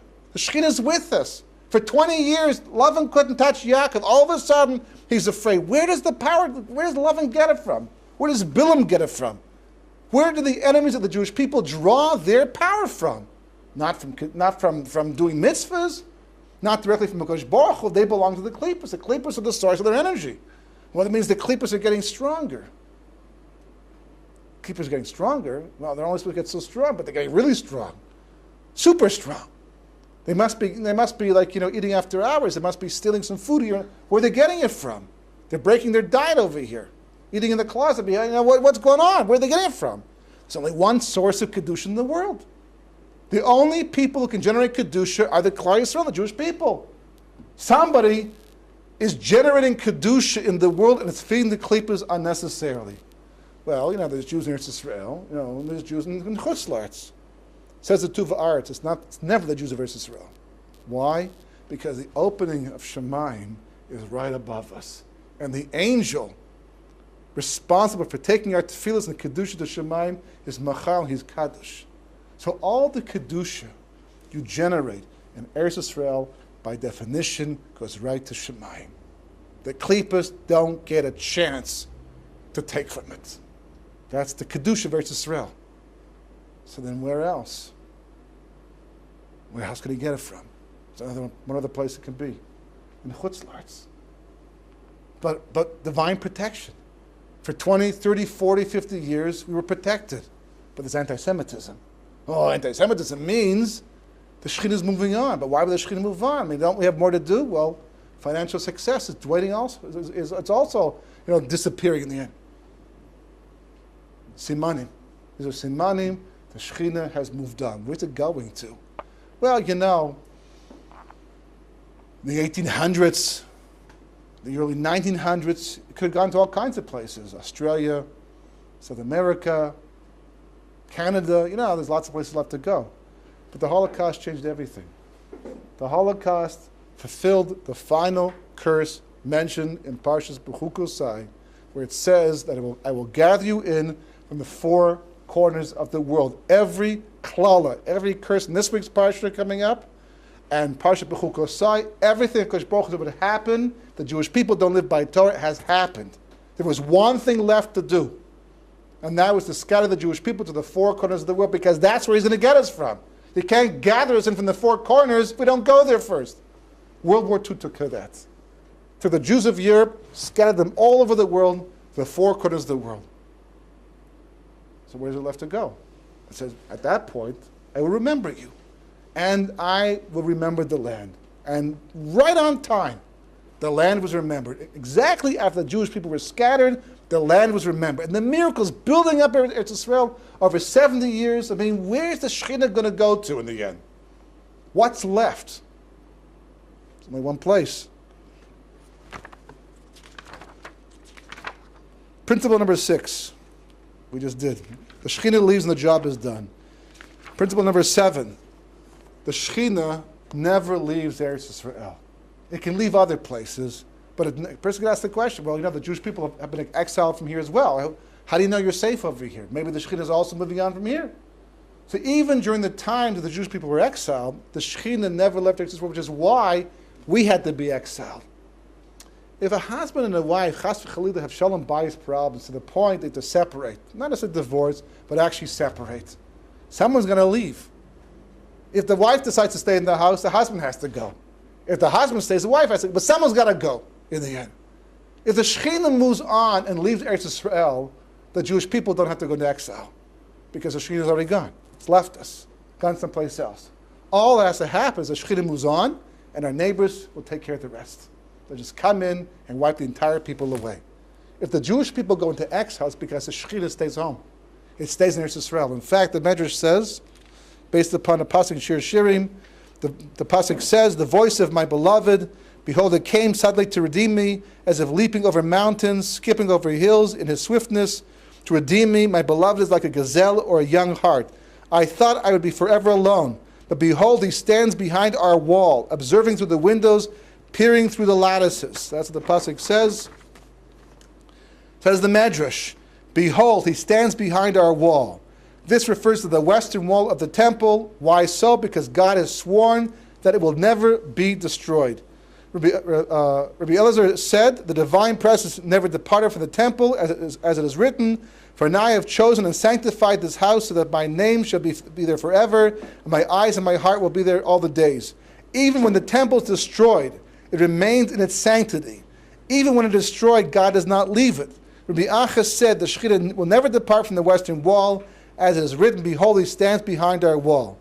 Someone who, as the Gemara goes on to say, this is what I was looking for before, someone who lives in Eretz Yisrael, when it is destroyed, is like someone who has a God.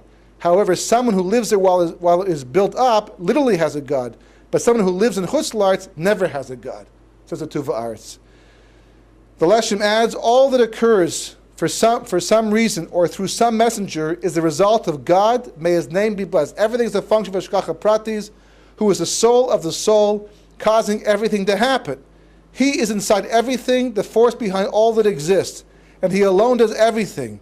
All of this is through his holy light. May his name be blessed, which emanates from and dwells by the Kaisa Maravi, the western wall. The Shekhinah, by definition, never leaves Eretz Yisrael. It's always here at all times, which means basically, whenever a Jew is able to be here, it's always going to be an opportune time. Principle number 8.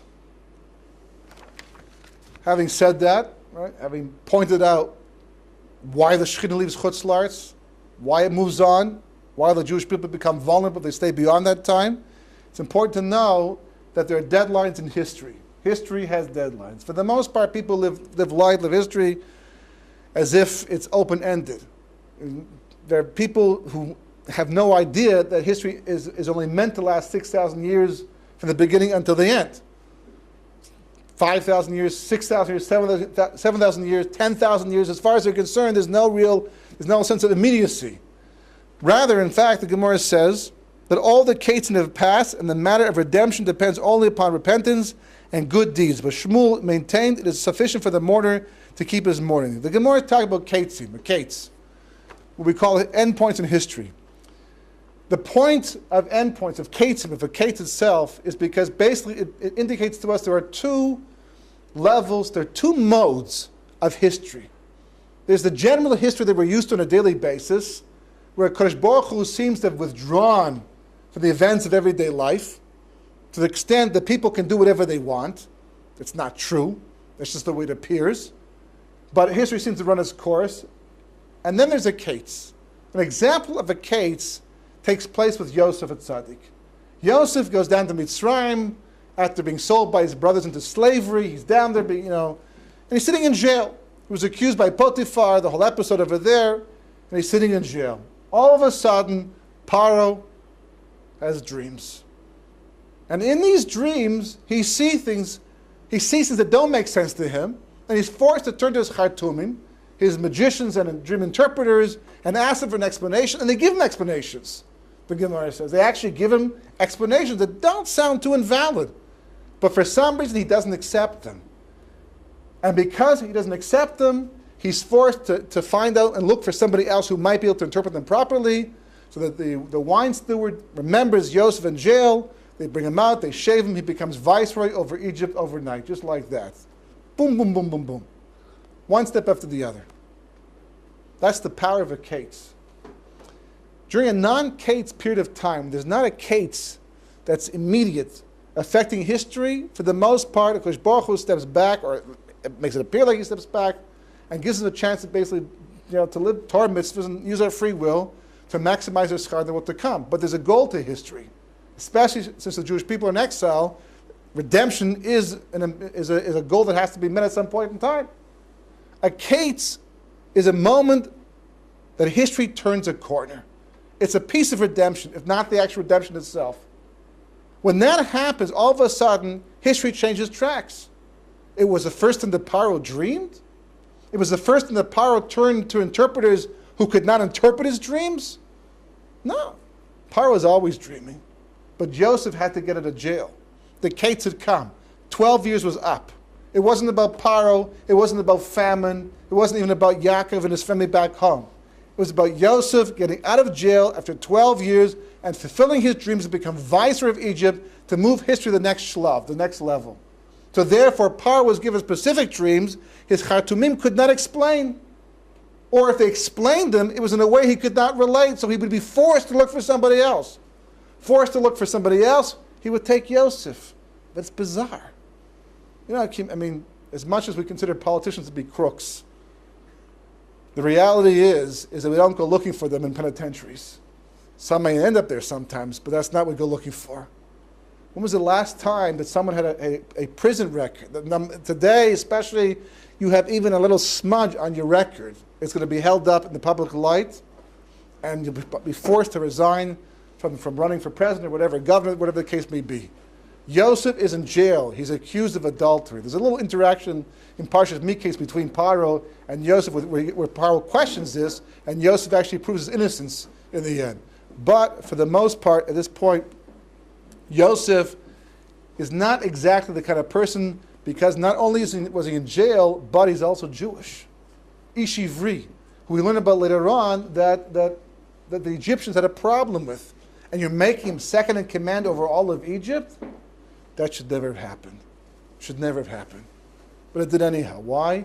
Because that's the power of a kates. Kates is a different beat. When the kates is coming, when things occur, when there's a certain moment in time by which things have to happen, by definition, everything marches to that beat now. It's a whole different thing. Until that point in time, history runs kind of smoothly. You can do almost whatever you want. Nations run their own courses, interaction, non-interactions. But the moment a Kates comes around, everything sort of like merges around that Kates, and things have to happen to make the Kates, allow the Kates to take place. Yosef had to leave jail at that time. Because of that, Paro had his dreams, specific dreams, that the Khartoumim could not interpret. That brought Yosef out. He became second in command over Egypt.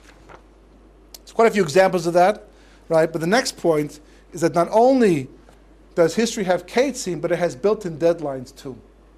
Meaning that by specific times in history, just like Yosef had to get out after 12 years, things have to happen by a specific point in history, and because of that, mankind is forced to go down a certain path, and things will evolve based upon the needs of the time. So, for example, we are told that there are 6,000 years of history. That the Gemara says. There's no controversy. No one argues that point. The Rambam brings down that it's only a minority opinion, but there's no source for that, as the Raavad points out. The Gemara seems to accept that. There's no machlokas anywhere in the Gemara. Kabbalah explains exactly why 6,000 years, which makes it indisputable, but there's 6,000 years of history. We're now holding in 5771. Not leaving much time left in history, but still a couple hundred of years, it's a lot of time. There's nothing imminent. The things of today, are they significant? What we're going through today, are they messianic? Maybe yes, maybe no. War of Gog and Magog, perhaps. There could be another 100 years left, according to the amount of time left until 6,000. What makes it so imminent? So we're told that the 6,000 years correspond to the 6 days of creation. 6 days of creation, right, are the basis of all of history. The first day of Ma'aseh Bereshis is the basis of the first 1,000 years. The second day of Ma'aseh Bereshis is the basis of the second 1,000 years, and so on and so forth. What's the importance of that, says the Gra? Because that means everything happening in history is going to be a function of all that took place during the 6 days of Ma'aseh Bereshis. To such an extent that if you were capable, you could see the basis of your existence going back to Ma'aseh Bereshis, and the reverse is true as well. If you want to know what's going to happen in the course of the 6 millennia, just go back to the 6 days of Ma'aseh Bereshis and see what happened during the corresponding period of time.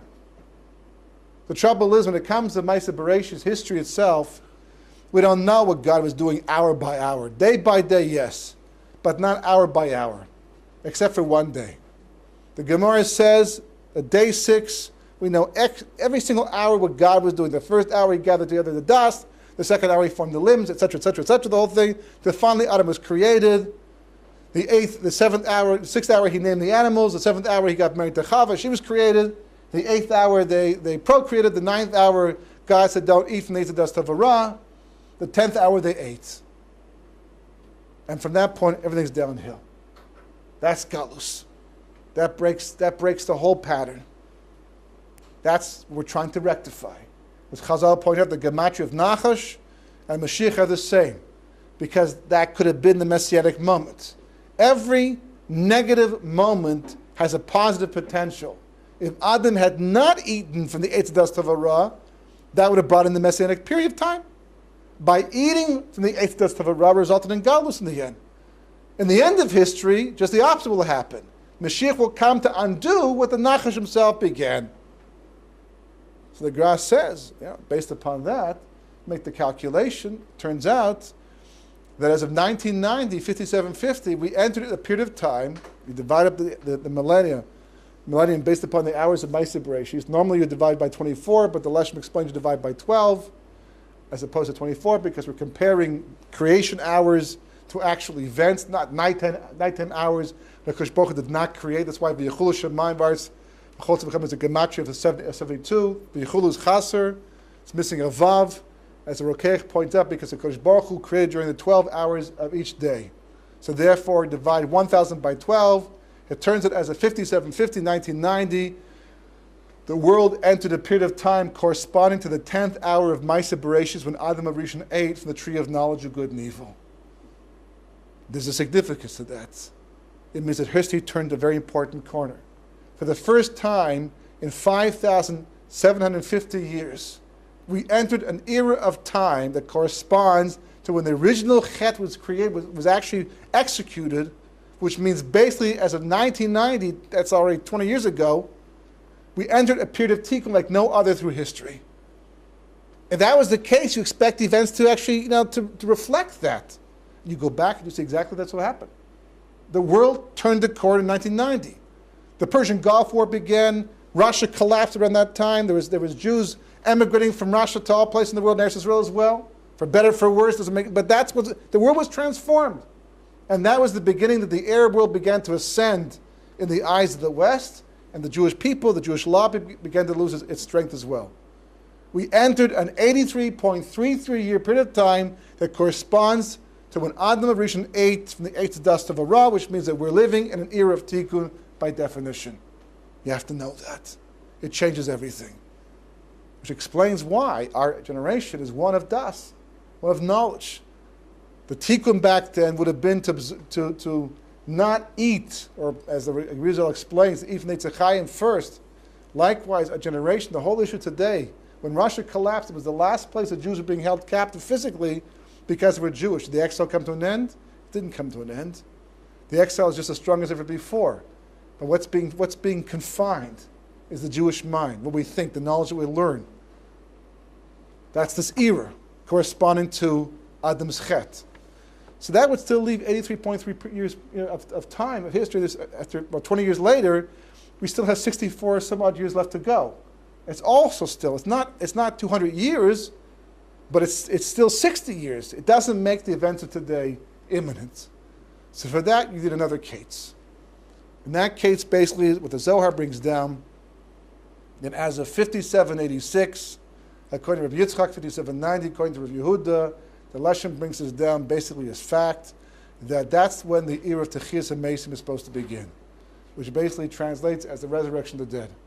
Without going into too much detail right now, the reason why that's so important is because, as the Leshem explains, Techiyas HaMesim, resurrection of the dead, 214 years in advance of the year 6000, by definition, is a period after Mashiach has come, not during. Because during Techiyas HaMesim, that's the time that the bodies die, go into the ground, dissolve. Evil is long gone. When the Gemara in Sukkah talks about HaKadosh Baruch Hu shechting the Tzahara, that's at the beginning of Yemos HaMashiach, not Techiyas HaMesim. There's no evil anymore Techiyas HaMesim. Which means, as of 5786, the Messianic period that we're waiting for has to come to a conclusion. Is that a prediction? Well, even if it is, it's not a problem. But it's not. It's a parameter the Zohar itself provides. 5786, we're holding right now almost in 5772. That's like 14 years from now. And the Leshem explains that that's the case. Mashiach could come at the last moment too. That wouldn't make things so imminent right now. Except that Yemos HaMashiach is kind of like the time of Mitzrayim. It's going to last a period of time, a good period of time, to give mankind a chance to heal, to enjoy the benefits of having hung on and having faith in Kodesh Baruch Hu to the end. So it's not going to be 2 years, 5 years, maybe not even 10 years, maybe more than that. All of a sudden, we take this huge, massive period of time between 5772 and 6000, and we decrease it down to 83.33 years. 20 years are already gone. We're now at 64 years. But if the Techiyas HaMesim begins 14 years from now, that knocks off another 48 years. We're left with a very small window of time. If that's the case, the events of today make perfect sense. Eretz Yisrael, the son of attention. The Pasuk says, when will you show mercy? Ki ratzu avdeches avneha v'safroich. It's amazing. The verse should say, based upon the way we understand things, why will you show mercy to the Jewish people? Because they'll do tshuva. Because the Jewish people have done tshuva, because they love your Torah, and they love your mitzvahs. It doesn't say that. David HaMelech didn't, a Navi talking about the end of days, he's writing for us. What does he say? Ki ratzu avdeches avneha v'safroich chenenu. Because your servants are going to want her stones and cherish her dust. You look at today, what's going on historically, it's amazing. Aside from the fact that the miracles of building up and developing this country over 70 years, it's like a turnkey operation over here. Kodesh Baruch Hu said, I'll make the place ready for you, and then you can come. You want to come early? You're welcome. Right? Build up a little bit yourself? No problem. But I'm going to develop this place and make it appropriate for my children to come home, and he's done this fantastic miracle. Incredible. At the same time, it's amazing and so illogical, except in this context. There's a polarization taking place. At one point in time, 20 years ago, there were Jews who loved the land, almost no one who didn't, and the rest didn't care. The rest didn't care. Whatever, you visit, you give some money, you plant a few trees, but that was the extent of it. But not today. Today you either love the land, and you want the land, or you hate the land, and you want to give it away, and very little neutral ground. And every group of Jews has to confront the issue. At one point, it wasn't that way. Yeah, but the Kiva, religious Zionists, whatever, the Haredim weren't even Bechlal involved. All of a sudden, everybody today, every secular, religious, everybody today, it's on their plate. It's on their table. The land of Eretz Yisrael. What do you think about it? What do you feel about it? You like it? Don't like it? Forcing the issue. History is forcing the issue. Making a decision. Where do you hold the whole thing? Why? Why would that be the issue today? Because, and that brings us basically to principle number 10. Well, actually, skip you right up here, but that heaven warns of impending end times. When a case comes up, it doesn't come subtly. We have an expression, Yeshua's Hashem Keherifayim. Right? The redemption of a Kosh Baruch Hu is like the blinking of an eye. Well, that's not really fair. How am I supposed to get ready for that? The blinking of an eye, like one day I look, one I don't look, So the truth is that's only true for the people who don't pay attention. Because the Kosh Baruch Hu is always sending warning signs. Whether it's anti-Semitism, whether it's building up the country, whether it's a Nis in the Floy, 6-day war, whatever the case may be. Kosh Baruch Hu is always sending signs. You want to see them, pay attention to them, acknowledge them, and you can see the process of redemption unfolding before your very eyes over time. The Makkus did not happen all in one day. It happened over 12 months, one after the other. Kodesh Baruch Hu built the redemption. Likewise in Persia. Likewise at the end of history. Kodesh Baruch Hu is building step by step. You see it coming, you pay attention, he's warning of end times. You have to be aware of that. Because Kodesh Baruch Hu sends these things, and David HaMelech gave us a clue. He said, Me'ez Hashem Haisa Zos, Hinevas Be'einenu. He said, if you want to know what's overt Hashgacha Pratis, just step back and ask yourself the question, does this make sense? Is this logical? Is this a natural thing? There's a short movie that was produced recently, I think it's called something to this effect, Israel, the next Silicon Valley. Because all the technology emerging from this tiny little country is incredible. Most of what we enjoy today on the internet or computer programming or wireless phones, all that technology, it's amazing how much of it came out of Eretz Yisrael. So the BBC, I think it was, or some British news station, did a little documentary on this idea. And they attributed the fact, because other countries are fighting for the same position. England wants to be the next Silicon Valley, and France, not so much France, but Canada, but Israel seems to be leading the pack. And they came to the conclusion that Israel will continue to lead the pack because nobody can duplicate the situation, the circumstances that have made Israel what it is today. Which is what, specifically? Well, they're bright people, first of all. But so are the British. They could also be bright as well. And, they have investment. But the third component, they said, that makes Israel unique is that everybody goes into the army. Not everybody, but a lot of these business people go into the army. How many startup companies, how many ideas are actually, because people were in the army, they went in with almost nothing. Very little education, but they were there, experienced, they learned stuff along the way, and they came out. These reporters were saying that because Israel is in this position of having to have a standing army on an ongoing basis, it develops a maturity, a certain discipline that you don't find in other countries. It's a remarkable thing. We should actually thank the Arabs. They have done us a tremendous favor. Unfortunately, they've also killed us along the way too. But it's, in the process of trying to destroy us, they made us one of the most successful countries in the world that everybody's turning to with investment capital because here are where the ideas are being developed. It's remarkable. Doesn't happen elsewhere in the world. Necessity is the mother of invention, but Kosh Baruch Hu is the mother of everything. He arranges. It's all Hashgacha Pratis. Kosh Baruch Hu, he sends the signals. He sends the warning. Why? Because As we learn in principle number 11, that Kodesh Baruch Hu, He gives us the tools to be able to be His partner in redemption. There's no question. Learning Torah, doing mitzvahs, that's what we're all about. 100%. You gotta do it. That's the way you earn your schar in the world to come. That's indisputable. The more you can learn, the more you have to learn. The more mitzvahs you can perform, you gotta perform mitzvahs. But there's something else. And that's what history has been waiting for until this very day. There's a reason why we eat matzah on Leil Seder. And it's not because we were holding a Mem Teshari Tumah, and had we stayed 1 second longer, we would have been destroyed. It's because had we stayed 1 second longer, Egypt would have been destroyed. Look at the psukim, look at the verses. Egypt is being destroyed. So why was that a problem? Because if Egypt was destroyed, then evil was destroyed. If evil was destroyed, there's no free will. Good. That's what we want. That's the Muslim Mashiach. What's wrong with that? So the Leshem explains, because the Jewish people never chose redemption. They never chose to be involved. They didn't participate. They never picked up the ball and ran with it. They sat back passively and let HaKadosh Baruch Hu interfere in history and initiate the process and complete the process.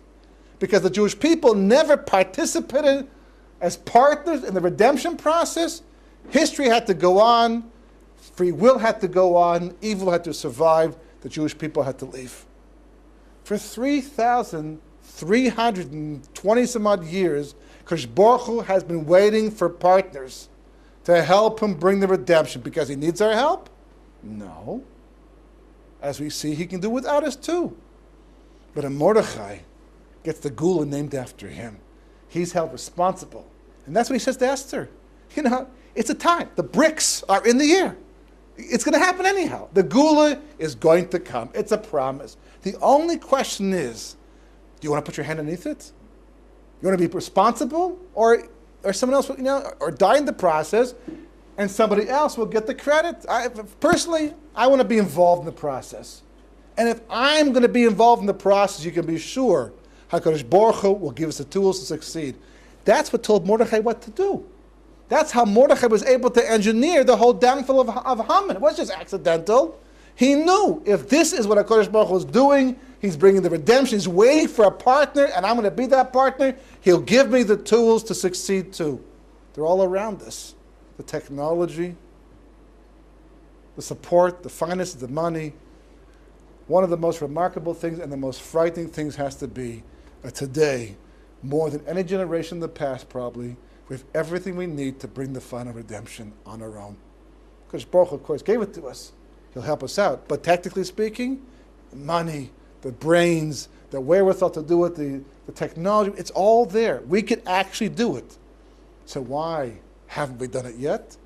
Because we're just sitting back, passively waiting for Kodesh Baruch Hu to bring it. Zocha, zacha, verzocha, achishena. Lo zocha, bita. Bita. It's like coming, bita, but it's on our own time. Is it mechubadik? In an honorable way? No. It's happening in a way that's making life more difficult. So principle number 12. That this is the point of history. History is for free will. Turn schar in the world to come. That's what we're doing here. The main choice is not just to be Torah observant, not just to perform the mitzvahs. Because Baruch Hu wants partners. He wants people to take initiative. He wants people to make programs. And if you make the programs, you avoid the pogroms. And one of the reasons why is because the Shechina will be with you, will protect you, and you'll be successful against all the force of creation to try and stop you. Especially the Sitra Achra, who for sure wants to stop the process. Which brings us basically to the last principle, number 13, that redemption is something that you have to choose for yourself.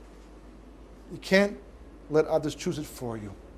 The moment that you abdicate that responsibility, the moment a person gives up on that choice, the moment a person is not consciously involved, it's a remarkable thing. We're not going to be able to convince everybody, but you don't have to.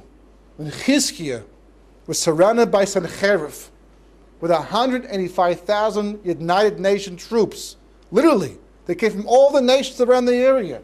It was the UN of that time. a siege on the old city. Yeshaya comes up to Chizkiah and says to him, what are you doing? He says, I'm preparing for surrender. He says, why are you surrendering? Because Achrei Reb Nahatos. After the majority, the vote has to go. The majority of Jews in the old city, they want to surrender. So Yeshaya, he's mechadish something. The Gemara in Sanhedrin says it was a chiddush, a new idea. He says, don't worry about it. The majority only includes the people who are able to make a relevant choice. If people are biased, people are closed-minded, people are selfish, people are they're not involved in the Inyan, they're not really, they have no perspective, their vote doesn't count. The only majority that God's concerned with are the people who are capable of making a clear decision, and they make that decision. If that's the case, then all that has to happen to create a tipping point is not getting 6 million Jews or 6.5 million Jews to see what has to happen and change their way of thinking. The people who are relevant to make the decision, the Jews who are capable of seeing what has to be seen, and they change their way of thinking, that little pinhole, that's enough. It's enough of Kosh Baruch Hu will drive a wagon through it. That's the basis of a program that ends the possibility of a pogrom. That's the basis of a gul barachamim. By definition, if we take responsibility, it's not enough to hear the ideas. The last part of the program is called the emanation program. It's taking these ideas, teaching the Jewish people what causes anti-Semitism, showing people what it means to feed the klippot, showing the people the mechanism, because Baruch Hu uses it to run his history, and the role we play in that process. We do that. We get back to a stage, we achieve the level that David HaMelech is talking about. Ki ratzu avdecha as of neya, we actually get to a point where that becomes our reality, because Baruch Hu will take care of the rest. And we can mitigate the impact of anti-Semitism, and more importantly, we can bring the Gula Barachamim.